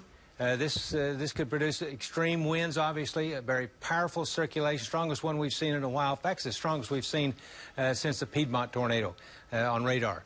So there's one vortex on the right. There's another one right there, huge. And it's just a few miles from you guys in Cherokee. So keep in mind. Go ahead, Bobby. Gary, it's a stovepipe tornado. This is a very large, dangerous tornado. So anybody that is in the Cherokee area, get to shelter now. Don't go out and, try to see it. It's extremely dangerous, and it's huge. It's a very large tornado now, Gary, and it's going to do damage, a lot of damage. It's probably, I would say, maybe 200 yards wide at the base. It is, Bobby, and for you folks in Cherokee, Lambert area, it is 2 south of Cherokee and 6.5 miles west. That's where the center of circulation is. So it's moving northeast toward Cherokee. So you guys, as you watch this, that's just not the fun. I mean, that's the tornado, but it's a titanic circulation. Wind velocities are extreme with it. So you should expect significant damage on the ground for any structure it comes in contact with. And this is when you really need the cellar, the basement, or the safe room, because this thing will blow your house away if it gets to it. So Ingersoll, 813, Cherokee, 814, Driftwood, 824, Byron, 831. Cherokee 814, and we're at 757. It may be. You might. Let's try that again. It looks like it's. Gary. I've got a satellite tornado. I got 2 tornadoes on the ground. One very large tornado now, and one satellite tornado just to the. Oh my gosh! He's right south of Cherokee. Keep talking, Bobby. Keep talking. 2 tornadoes now on the ground, Gary. One large tornado to the west, southwest, and a very large cone-shaped tornado now to the west, and a satellite tornado just to the east-northeast as they rotate around the wall cloud. Oh, my gosh, Gary. This is incredible. People in Cherokee need to take their tornado precautions now.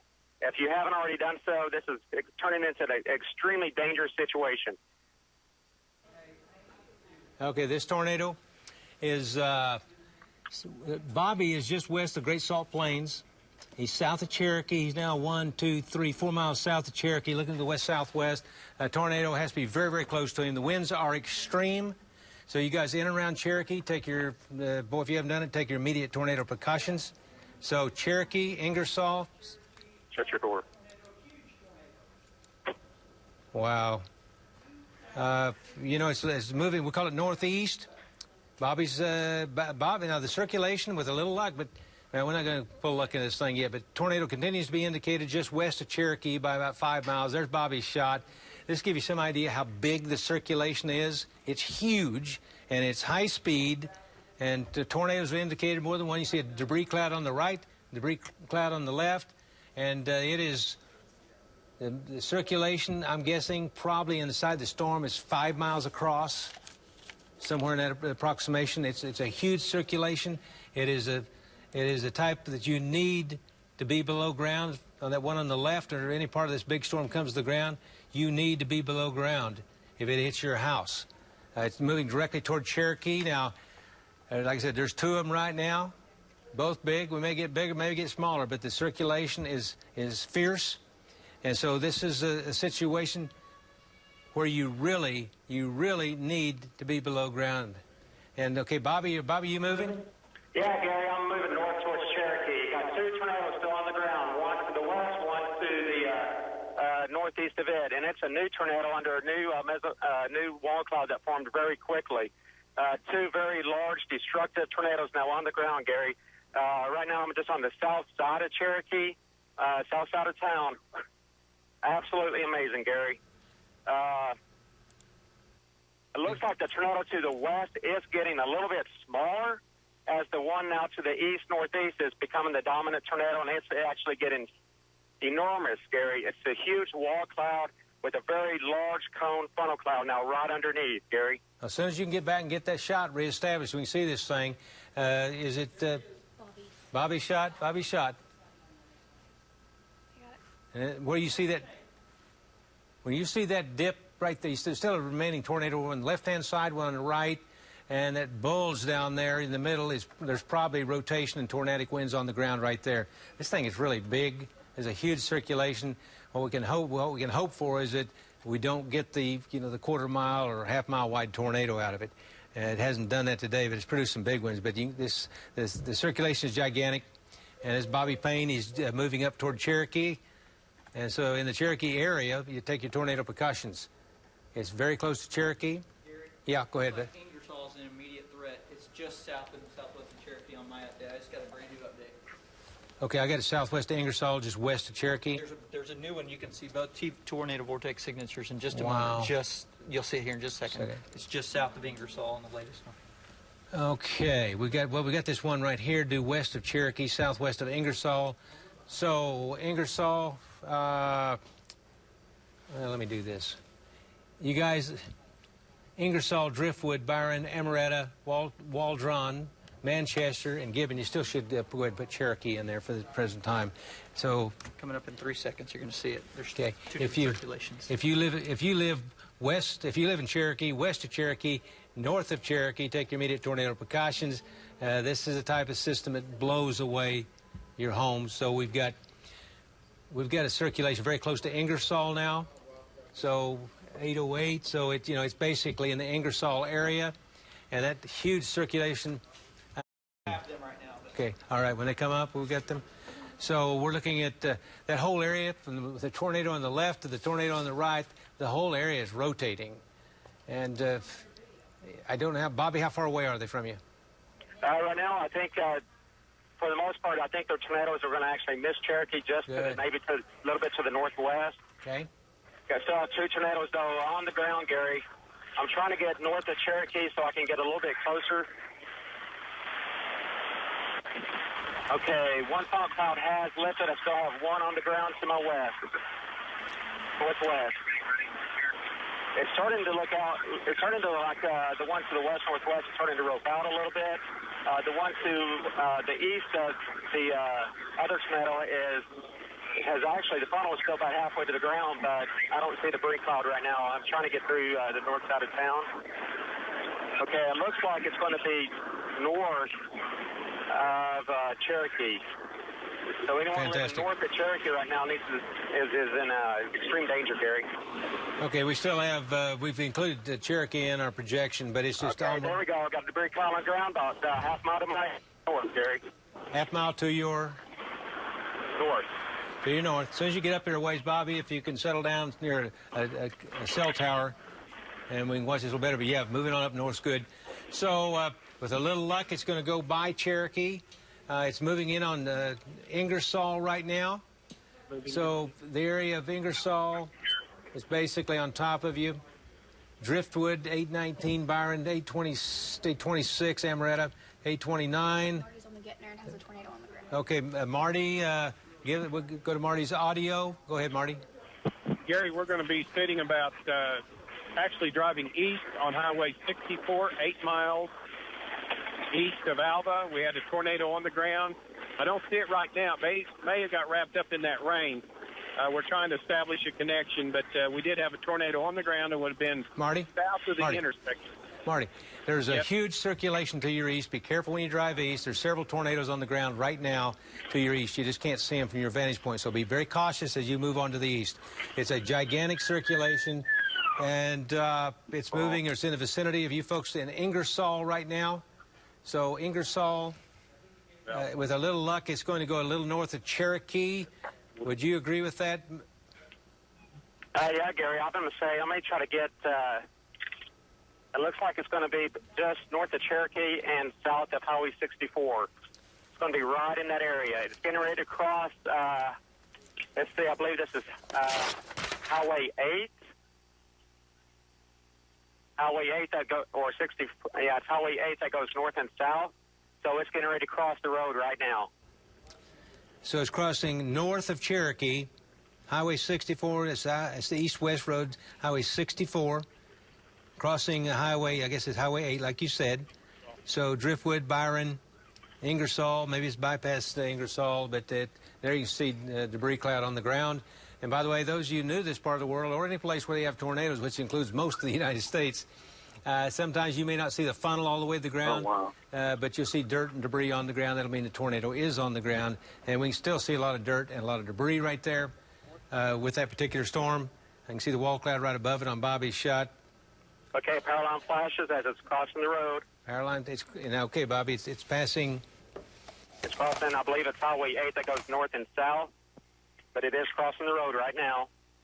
That would be in the vicinity, a little south of Driftwood, moving up toward Byron and Amorita. So it's going to go, it looks like it'll go north of the Great Salt Plains State Park. That's the way it looks at this moment. But we continue to indicate a TVS, tornado vortex signature, and you can see the whole area is rotating there. And Bobby, on your shot, we can see a tornado on the right. And I wouldn't be surprised if another one comes down on the left again. Huge rotation. You have a lot of people driving to the north, Bobby? Oh, yeah, there's a lot of people out here sightseeing, Gary. Yeah. I think everybody in Cherokee is headed north. But there's also a lot of storm chasers that do it for a hobby and professional storm chasers. So there's a lot of people out here. This has been a very popular storm, so it's going to have a lot of people following right behind it. Now I have a condensation funnel all the way to the ground. Okay.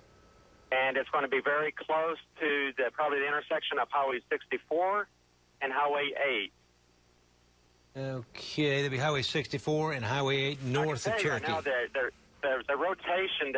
It's a small tornado right now, but the rotation is extremely strong. So it'll probably get bigger, Gary. That's usually what they do whenever the circulation becomes really intense and strong.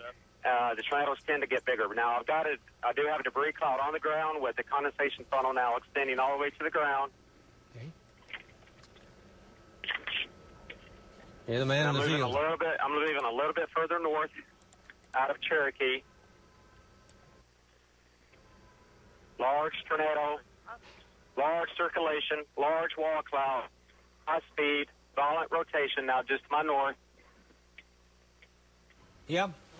Going to be just east of Highway 8 and north of Highway 64. And it looks like I'm now passing the Cherokee Airport, which is just north, so it did miss the airport. Very strong circulation continues with the funnel cloud halfway to the ground. Now, I may have to stop here pretty soon because I'm getting right on the southern edge fringe of the high-speed rotating wall cloud. So a lot of times you can get satellite tornadoes, so you've got to be real careful. Yeah, I agree. I see the highway north there out of Cherokee, and you can see the funnel on the right there. Huge wall cloud. Wall cloud is a lowering, usually in a rain-free area, not always, but from wall clouds sometimes come tornadoes. Go ahead. Ground, all the way to the ground. Okay. Condensation funnel all the way to the ground with the debris cloud. Okay, the funnel cloud's lifted. That's what it does. Sometimes it will go down and then it will lift real quick, and it kind of like hopscotches across the ground. But I have a very large funnel cloud halfway to the ground, and it looks like I do have circulation on the ground, but it's not a very large debris cloud. Okay. But the circulation now is very still strong. I don't have a funnel cloud, but the circulation rotation is high-speed, violent rotation, Gary. All right, we're looking at storm. It has a classic hook echo as the folks look at your live video coming in. Here we go again. Multiple vortex tornado on the ground. Just for a couple of seconds, it was two vortices dancing around each other. Yeah, you folks here at home watching around the state, probably around the nation too. Multiple vortex tornadoes. In this case, this storm has produced several events today with multiple vortex, and that just means more than one tornado on the ground at one time. And also, right there, it looks like the tornado is not on the ground, but normally it is. You see the funnel cloud that close to the ground, and I see Tom and Rob have the same shot, and that Bobby has in there. So, Bobby, go ahead. Gary, still have a very strong wall cloud rotating just to my north now. It's going to be north of the Cherokee area. I do see a debris cloud on the ground. So multiple vortex tornado now, once again, Gary, on the ground. Wow. Okay, I'm now going east. Okay. And I'm going to try to lower my window. Hopefully you won't get a whole lot of wind. Are you on Highway 8? I'm going east now. I believe that will be... I got you. It's Highway 11, I guess, or 64. It gets... 8 goes north, so you've turned east on 11. So you go across the northern section of the Wildlife Refuge, Great Salt Plains Lake up there, and it looks like it's going north of there. You're going into northeastern sections of Alfalfa County.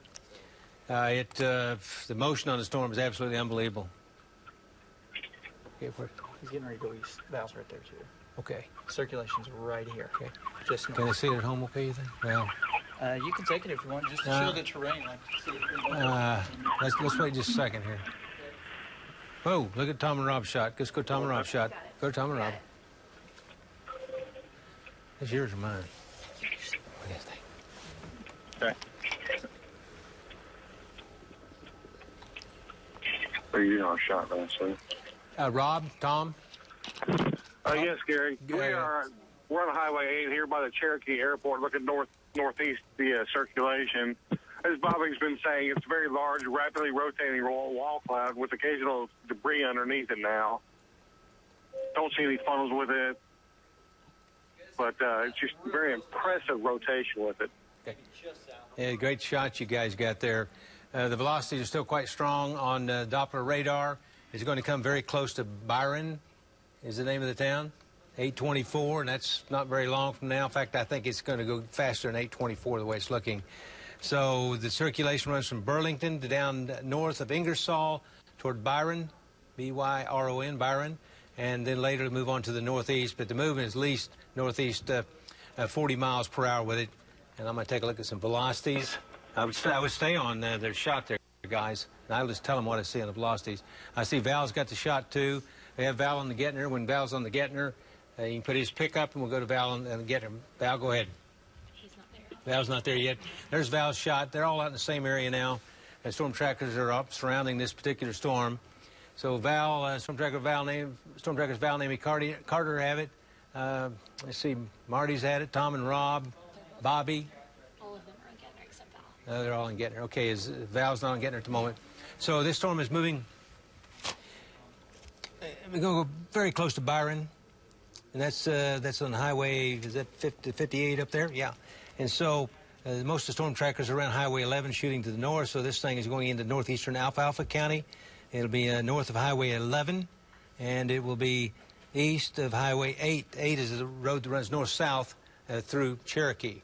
I'm going to take a look at some velocities as you look at that, and one of you guys want to talk and explain what you're seeing. Yeah, this is Rob. The wall cloud is becoming rain wrap partially. It's losing some definition now. There does appear to be a new wall cloud forming further to the east-northeast. Northeast, pretty big damage debris path on Highway 58. Pretty big damage path on Highway 58. We just ran over some tree debris, it looks like, but it's going to take stronger, Gary. Okay, then are you south of the lake, Val?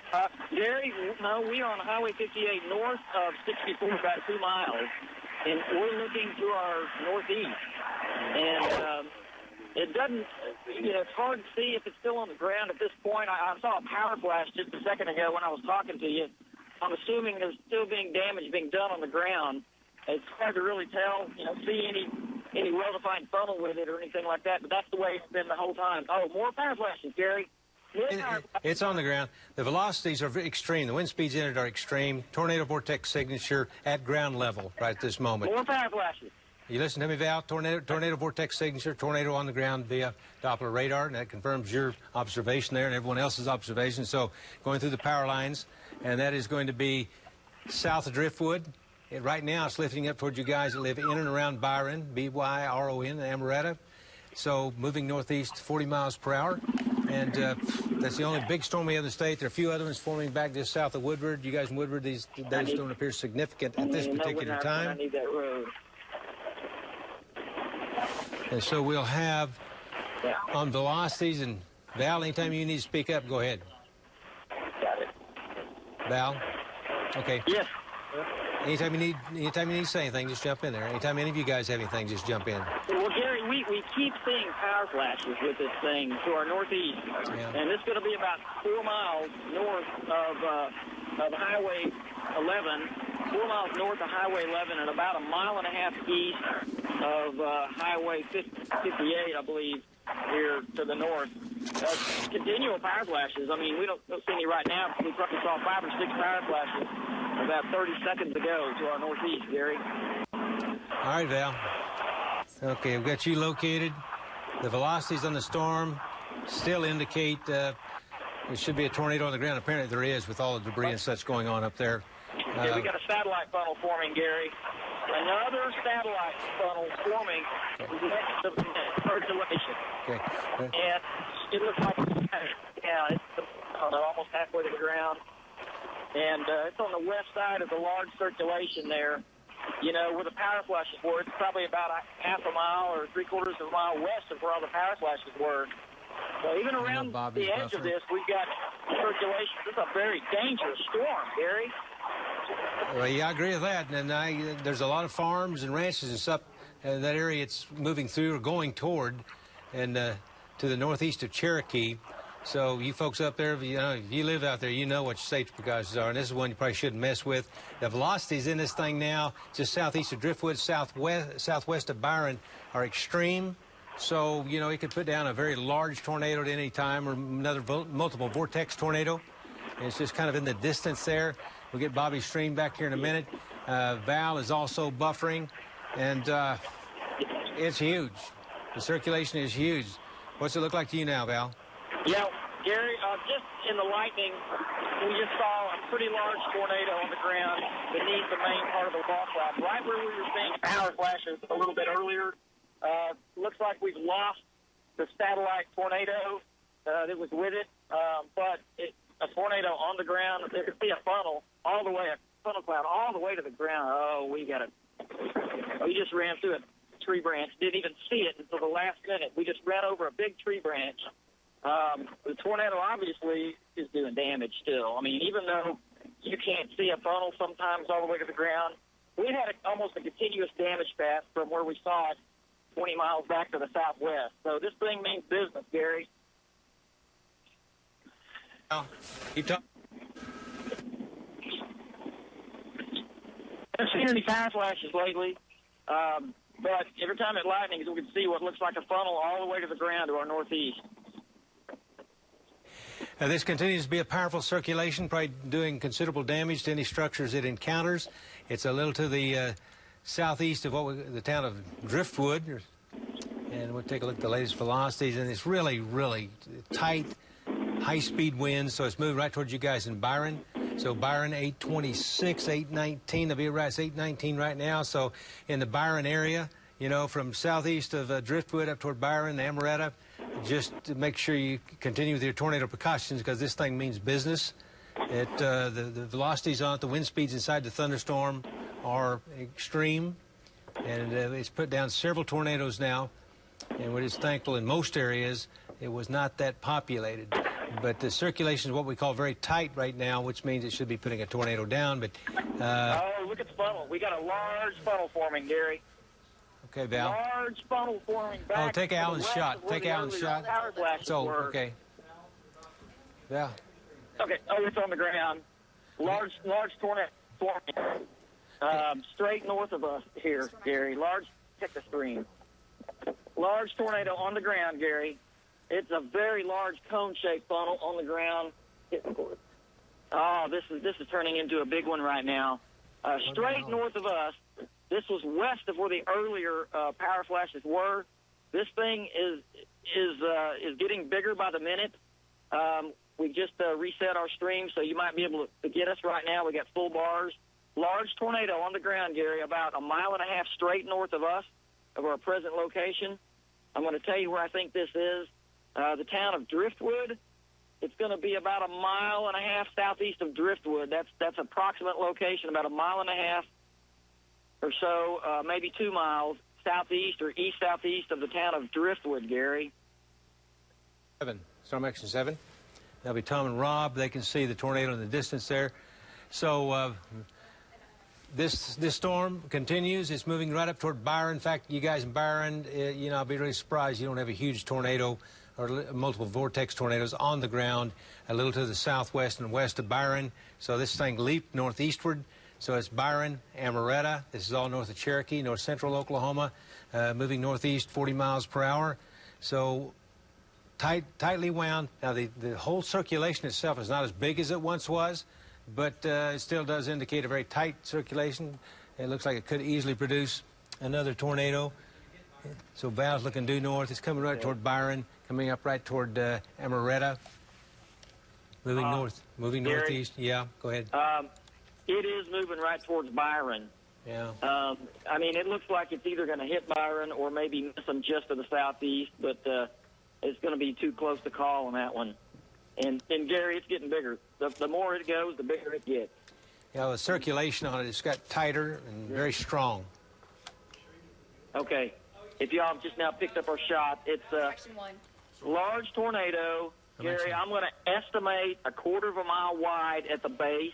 Okay. Hard to know for certain, but I'm going to estimate about 1/4 mile wide at the base. Large tornado. Okay. Not what we call a wedge, but large enough. This is a big tornado. It's not getting any smaller. It's still on the ground. And, it's obviously doing lots of damage. Right now, I don't know. It's not in any towns, but it looks like, as Mike pointed out earlier, it looks like it's headed right towards Byron.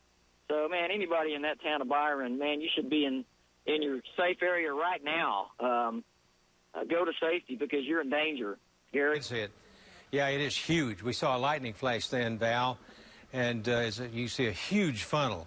And a huge tornado is what it is, a huge tornado. The velocities continue. As we were talking about, they were getting very tight and very strong. Val's jumping here anytime you need to be, but that was a huge, we saw the lightning strike, and via the lightning strike, we were able to see this huge tornado. Go ahead. You might also add Amorita to that also. People in Amorita, too. We have, and I appreciate that. Take cover.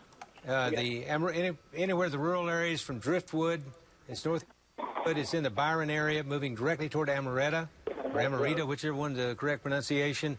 It's a huge tornado. Hey, Gary. Go. We got a second tornado on the ground, about 2 miles east of that one. A second tornado on the ground, maybe 2.5 miles straight east of the other one. That was under the same circulation.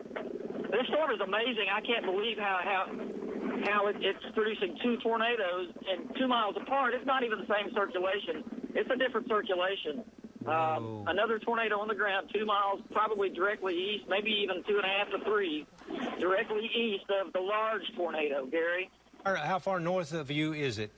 I'm going to estimate about 2 miles north and probably 3 to 4 miles east. So is it north of you or northeast? I'm trying to spot the houses. I mean, it's the big tornado is straight north of us. Okay, that's the one I'm interested. That's the one I'm interested in right now. So we're looking. We see quite a few farmhouses, some oil well structures in the way, in the path of it, and it's on the ground. We can't see it until it lightnings now. It's getting bigger. The one to the east, Gary. I want to say it's straight northeast of us. Straight northeast of us, probably. I want to say 4 miles south of Byron. So Byron's still at risk, as is Amorita. High-speed winds, large tornado moving your way. It's getting dark, the most dangerous time. And tornado vortex signature indicated again, which is not surprising since a huge tornado, is on the ground. And are we up to date on this right here? Okay. Byron, 828, and it's right there. It's 824 now, so it's about on top of you. Huge tornado. Amorita, 830, and it's going right now. It's taking dead aim on Amorita when it finishes with the Byron area. Waldron, and then Manchester, 858. And then it goes on up into Kansas, Anthony, Kansas, 911. And once again, if you have people and friends and family live up that way, you'll want to call them or Twitter them or Facebook them, so text them, let them know that there's a big tornado on the ground. It has been off and on for quite some time, but this is a big, big tornado. The lightning flashes, if you watch, it's really big. It's really strong. It's north of Cherokee. It's in north central Oklahoma. As you look at the map in the upper left, that shows the entire storm, and that's far north central Oklahoma. We'll soon be gone with this thing. It'll soon be into Kansas. And a few storms developing back to the west. They don't appear significant at this particular time. So we still have a tornado vortex signature indicated. Go ahead, Val. Still on the ground. We've lost sight of the large tornado that was straight north of us. It must have become rain wrap. We cannot see it anymore. Last we saw, it was still on the ground and very large. But the one to our northeast, the second tornado that's on the ground, is a pretty good-sized tornado. Not quite as big as the other one, but still a large tornado. It's still on the ground. And, I'm going to estimate it's probably 3.5 miles straight northeast of us right now, where we're at, Gary. Okay, I'm going to have to look at GPS. So it's 3 miles. So 1, 2, 3. Well, I see, I'm looking at Google Maps. I see a lot of structures. Maybe some farmhouses in those areas there. I'm sure lots of livestock. So Gary, the second tornado that we're looking at to our northeast, yeah, it appears to me that it's probably south of it. That's kind of where we've got it, south of Amorita, maybe even southeast of Amorita. Okay, now the thing is, we've got weakening tornadic circulation, still a tornado west of Amorita or in the Amorita area. It looks like it as we look at it, the other one rapidly intensifying to your northeast. So that's going to be the one in northeastern sections. In fact, it looked like the one weakened and a new one. Here's the one that weakened over near Amorita, and then the new one intensifying in northeastern sections, and north of Cherokee. So here's Cherokee, Oklahoma, pretty far north. This one, with maybe a little bit of luck, it'll get by those towns we were looking at, because the one circulation weakened rapidly, and then another one started forming rapidly, and it also now, like the one northeast of Valcaster, it's northeast of Byron. It's a tornado vortex signature again, and there still looks like there's a tornado on the ground. Let's see, not too far from Amorita, northwest of Amorita. Go ahead, Val. We're still watching. It's still on the ground. Just saw a power flash with it to the one to the northeast. I've completely lost the one straight north of us. We don't know if it's still on the ground. It might be rain wrapped. It's hard to imagine a tornado that large going away that fast. But the one to the east still on the ground. We're still seeing power flashes from it, Gary. Yeah, this system moving up toward Manchester, northwest of Waukeeta. Right. Northeast of 40 miles per hour. And we when we look at velocities, I'm going to check these again, because it looked like that disappeared on almost one scan. It still indicates a tornado in the vicinity of Amorita, just a little bit to the west, and that intensifying circulation northeast of Byron by several miles, the other one you were watching, Val. So that's far northern Oklahoma. That's where the tornado's going. On the pics on the left, who we have there? Okay. Bobby? Is Bobby on Getter? No. Lots of cell problems, okay? No. So that tornado is west of Amorita and northwest of Amorita, or in that vicinity. And okay. All right. Bobby confirms a large tornado be dropped off. Find Bobby on the GPS there, please. He's just north of Cherokee. He's just north of Cherokee. Okay, I suspect it's not updating that either. So strong circulation in the vicinity of Amorita just to the west, and another one continues to develop even with a TVS indicated on it onto far east of Amorita. So it's a big circulation. Storms going on up there, continuing, moving. We keep saying get to Kansas. We're almost to Kansas. And soon it goes across to Kansas. We'll be very pleased about that. But the bad thing is moving right toward Manchester. moving right toward Manchester. So passing, it's 8:29 now, passing through and just northwest of Amorita. Waldron, 8:42. Manchester, 8:54. Manchester is just a little south of the border there in Kansas, or south of the Kansas border, and north of Wichita. So we see this storm continue to move northeast 40 miles per hour. I tell you, the one to the northeast that Val saw has rapidly intensified again. And you guys in Manchester may have to deal with this. Waldron just right there on the border, but there's a TVS indicated again tornado vortex signature. Tornado probably on the ground. Could be a big tornado at this time. And it's 10 miles south of Waldron. It's southwest you guys in Manchester. So the tornado is, yeah, still northeast 40 miles per hour. So we're still dealing with northeastern sections of Alfalfa County. Northwestern sections, northwest of Wichita. Northeast. So we got power line flashes? Yeah, in Amorita. Amorita power line flashes. Not a good deal at all. I'm going to go in a little close on this one.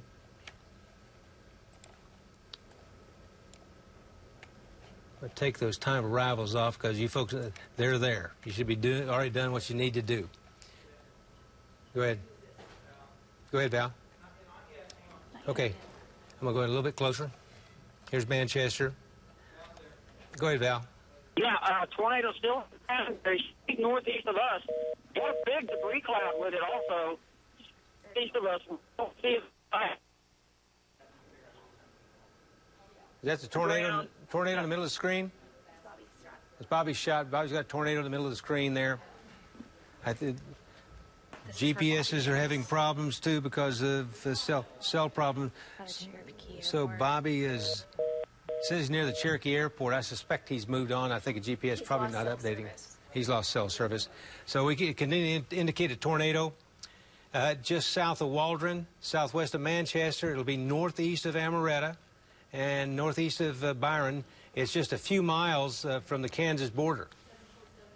Let me stop this thing just a second. It looks like we're doing a pretty good lift to the north-northeast, and the reason that's good, it'll get it out of Oklahoma a little bit faster, but this thing is really, really impressive. We'll go in here and do a map tool, and we'll see. We're looking at will be, Manchester, and also, and it's a little luck, guys, it'll go west of Manchester, but that is not necessarily what will happen with it. But right now, 9 miles. Let me remeasure this. It's moved a little bit in here. Here's a big inflow. That could be a debris ball we're seeing right there. Where that red debris means that's debris from the tornado tearing things up and throwing it into the air. 6.5 miles southwest, 6.5 miles southwest of Manchester, moving northeast. 40 miles. Walden, it's looked like it's gone to your southeast. So that small area up of Alfalfa County and northwestern sections of Grant County. So it's Manchester and points to the west that are most at risk. This thing continues to show. Is Bobby getting your video back? It's still dark. Every time we get a lightning flash, you can see huge tornadoes on the ground. Unfortunately, we're not having these through cities, but it's not good for the people that are getting hit with it. So this is in far northern Oklahoma. Hey, Gary. You go ahead. Yes, we still have the tornado on the ground, and it has gotten bigger since I talked to you last. And it's now northeast of us. I'm going to say it's in the direction of Manchester. I don't know what you're seeing on the radar, but it looks like it's in that direction, Gary. Yeah, and it is, Val, and we do see a debris ball 6.2 miles, the center of a debris ball 6.2 miles southwest of Manchester. So if you live from southeast of Waldron over to Manchester and southwest of Manchester, you should take, if you haven't done it, take your immediate tornado precautions. If you know someone who lives up that way, you should call them and let them know that, this is not a good thing. This is a big, mean-looking tornado. The debris ball, once again, is just when the tornado hits something, throws it into the air. I'll put that right. I'm going to put it a little north of Manchester so you can still read the town. So it's actually about 6.2 miles southwest of Manchester, moving toward Manchester. So if you live in northwestern section of Grant County, northeastern sections of Alfalfa County, that's the high-risk area. Manchester, as it stands now, and that small area of northeastern section of Alfalfa County.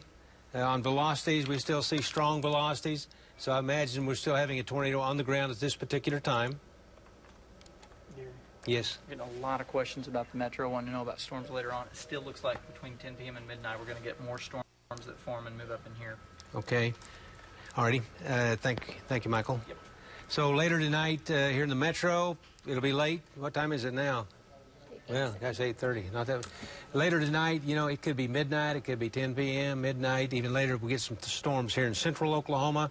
In fact, in other parts of the state. But right now, they are staying northwest for whatever weird weather reason that is. But they are staying out there, which is good for some and not good for others. But there will still be a risk tonight. But really, you might just pop up full screen for a minute to ESP1, and you will see on ESP1, you'll see the storms north central going into Kansas. See a few storms out northwest. Still no generation of storms here in central sections, but with the low level, what we call low level jet increasing tonight, they may develop very rapidly. Of course, we'll be here to cover that for sure.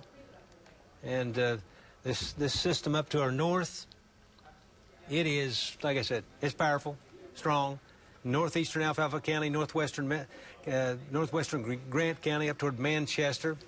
Let's see, put this in a loop here. There it comes. So right now, it looks like that storm's headed right toward Manchester, Oklahoma. That is northwest of Wakita, northwest of Gibbon, just almost on the Oklahoma border there. And out to the west, now here's a little closer look. I'll remeasure that here in just a second. So there's a storm near you guys in Woodward, but it's not a big deal. Right now, we don't see any other activity firing up, and it could come later tonight, so we'll be watching that very carefully. Doppler continues to indicate high-speed winds, and I imagine if we had cell service now, which has been apparently knocked out in many areas. I'll show you this here in just a second. Coming from the left, you'll see some bright aqua and some green. That's the tornadic circulation. And they've been pretty significant today. This one we've had up here in northern Oklahoma, northwestern Oklahoma has been the most powerful. So what you're looking at is wind velocity comes in there, wrapped around, real comma-looking thing. All right, let's go to Weather Live. I'm sorry, let's don't go to Weather Live. Let's go to ESP2. ESP2. This thing is closer and closer to Manford. Last time we measured it, it was 6.2 miles away. Let me stop this thing.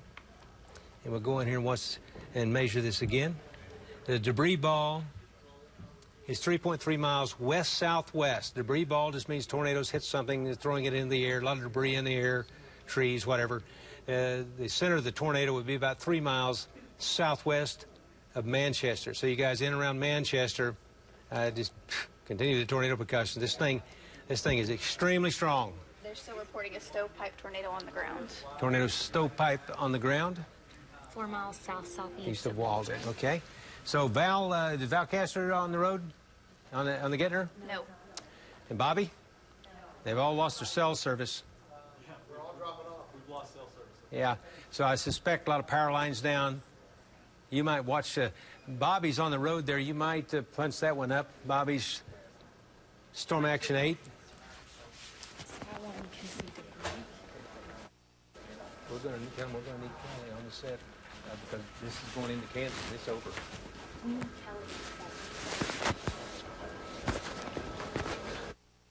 Okay. Mr. Ogle?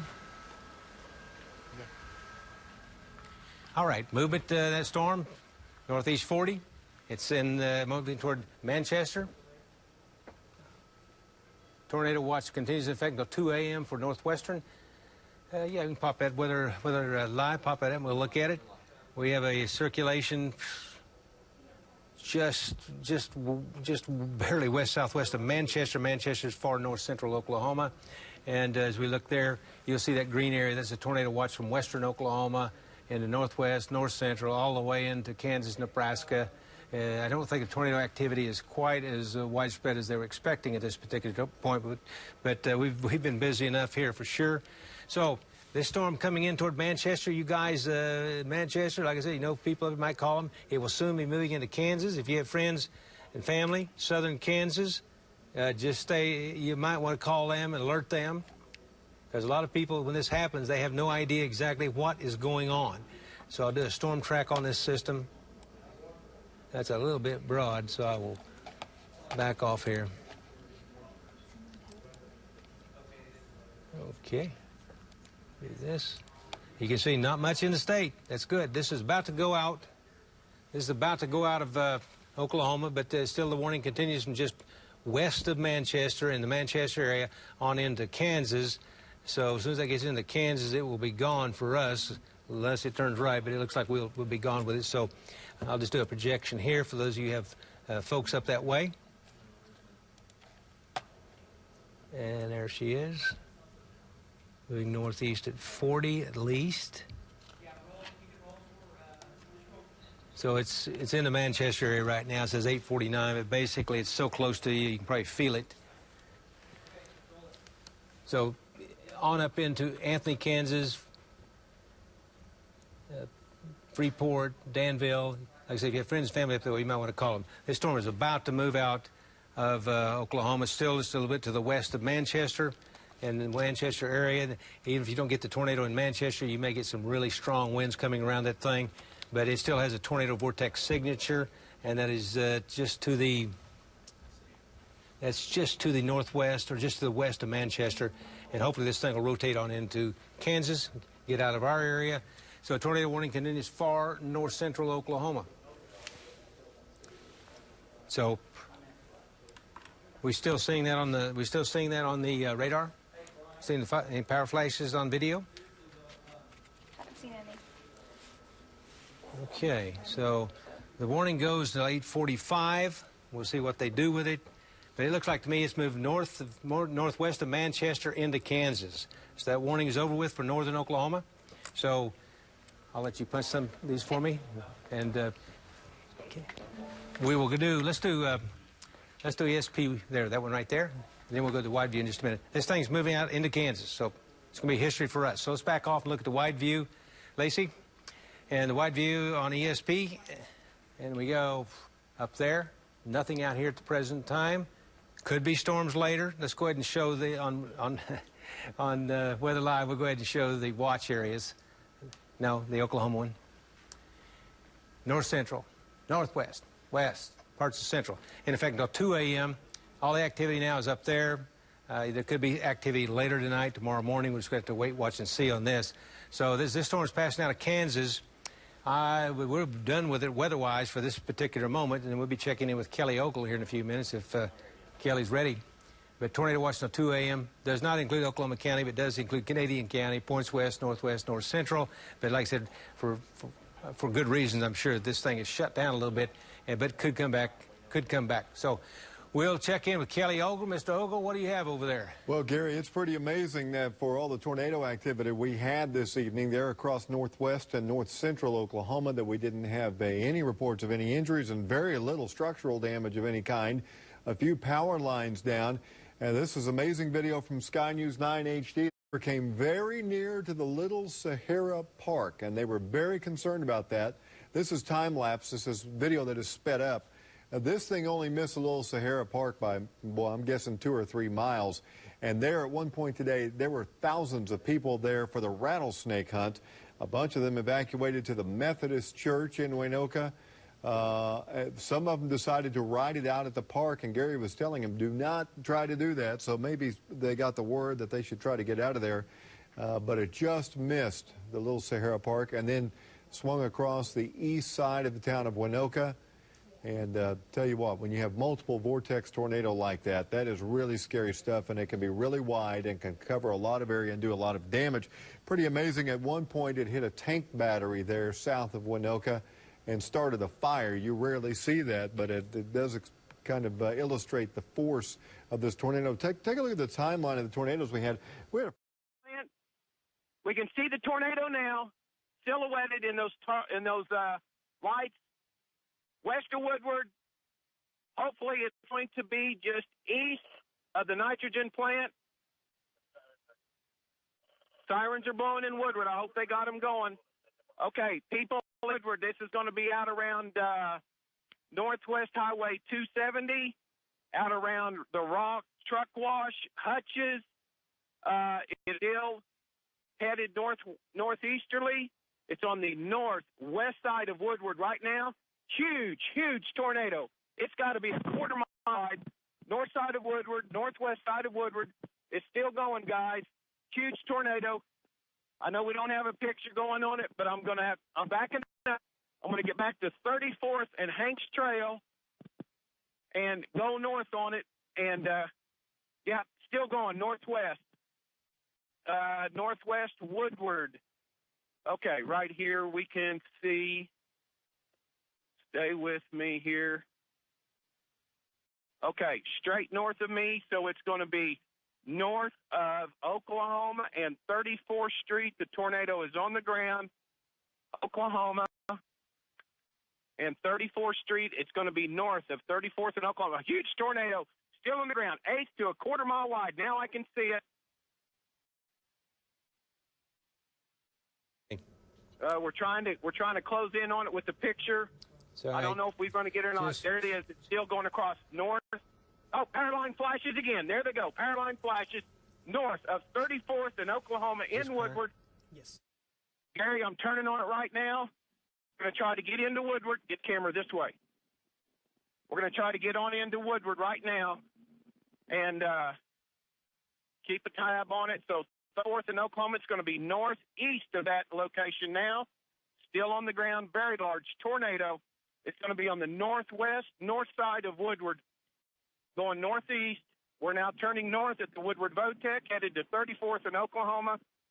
I'm going to get it inside again so we can tell everybody where it's at. Tornado down, Woodward, Oklahoma, right now. We're heading north.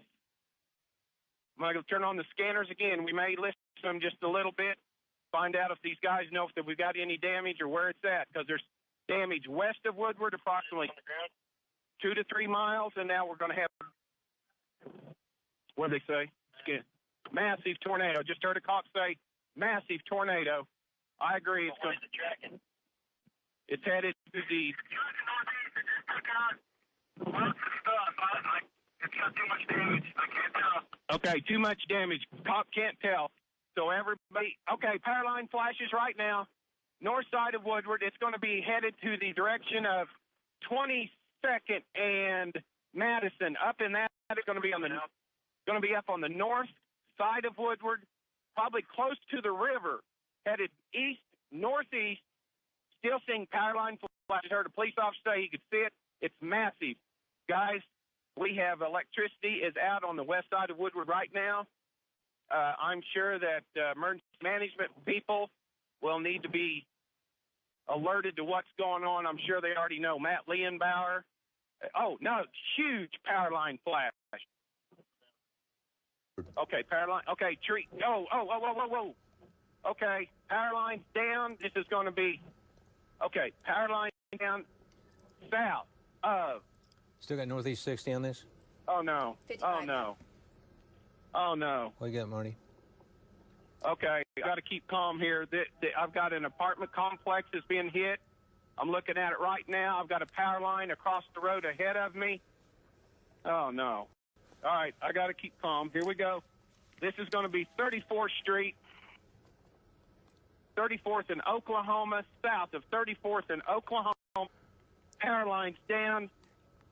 Buildings destroyed. I'm driving around debris right now. I'm trying to get on up here. Okay, smell natural gas. Lakeside Theater, where the theater is. Oh, no. Trying to go through this. I'm probably going to end up with some flyers, but I've got to get through it. Come back anytime, Marty. Marty's in Woodward. Okay, we're all over the ground. Power lines down. Theater's being hit. Here, Stock Exchange Bank. Okay, power lines leaning over right here by the bank at 34th and Oklahoma. All right, let me get through here. Okay, everybody in surrounding small towns, Woodward has been hit by a serious tornado. I'm sure that Incident Command is going to be set up somewhere in Woodward. I don't know where because this is just happening. But we're going to need help in Woodward from some of our surrounding fire departments. Okay, 34th and Oklahoma, power lines are laying across the road right now. About structural damage, Marty. All right, trees in the road on Oklahoma Street. This is the main thing. We've got a truck turned over. How are the houses and the buildings? Destroyed. Hey, okay, I got a gentleman here. You okay? Nope. Nope. I've got a man here with a serious head injury. Okay. We've got other people in the car. Fire department, if you can hear me. Yes, it's passed. How many people do you have in your car? My mother and I. All right. Are both of you okay?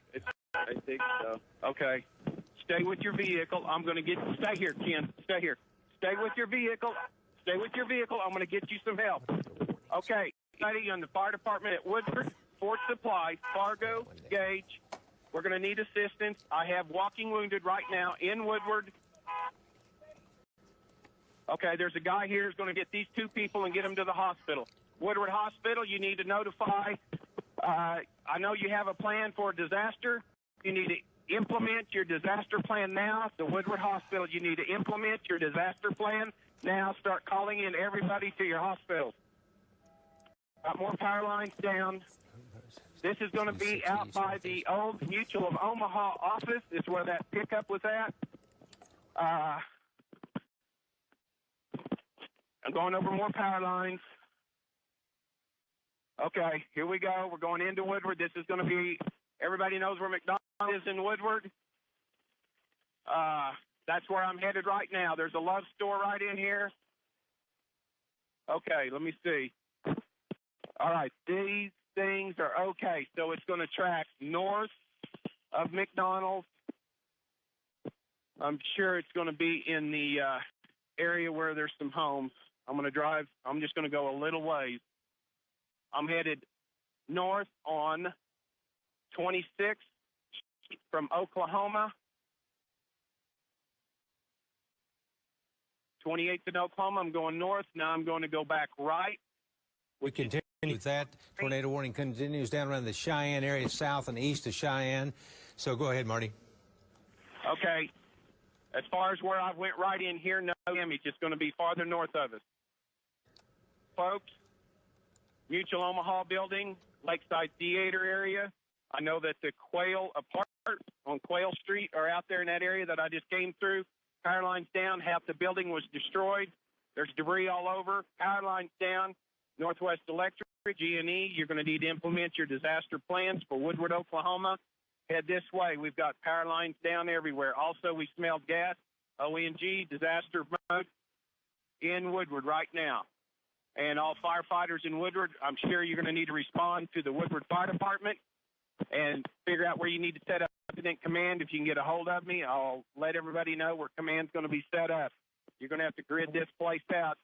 Start searching for survivors and injured. Woodward Hospital, be prepared for a lot of injuries on this storm. I'm trying to get east of Woodward right now and also look for damage. Okay, Marty. 9 people were injured in the storm.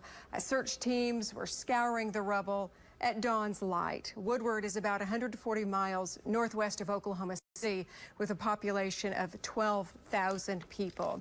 Again, these are the latest pictures from Sky News 9 HD of the incredible damage in Woodward.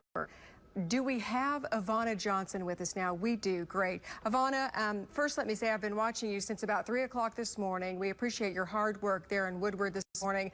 It's not an easy job to do, but you've done a great job. And it's my understanding you have more information from city officials there on the very latest. Well, Tammy, we actually do, and thank you so much, but we're just going to show you what the command post looks like. Red Cross is set up. There's several emergency managers here, and we're at Hutch's Country Store, and we're across from where we were live earlier this morning. And, you know, now that it's daybreak, Sky News 9 saw that devastation and destruction. Standing here with me is the mayor of Woodward, Mayor Roscoe Hill, and you had an opportunity to see all of this, too. And, you know, as you were coming to Tammy, the mayor, I said, hey, how long have you been here? And he said, all my life. And he teared up because you know everyone here. This is home. Talk to me about what you've seen. Well, you know, there's not anything you can say. It's such a devastating thing. We got all this area here that is just flattened, and the people can't come out. When I went in, they were saying why can't we go in? Why can't we come out? Well, you just can't let that happen. But it's something I've never had to deal with, and I don't want to ever have to deal with it again. But really a devastating thing to our city. What can people do to help? Because naturally people are watching at home and they see these pictures and they're like, oh my God, what can they do to help the city? Well, you know, we've had, I suspect there's been 300 people here this morning just in this area.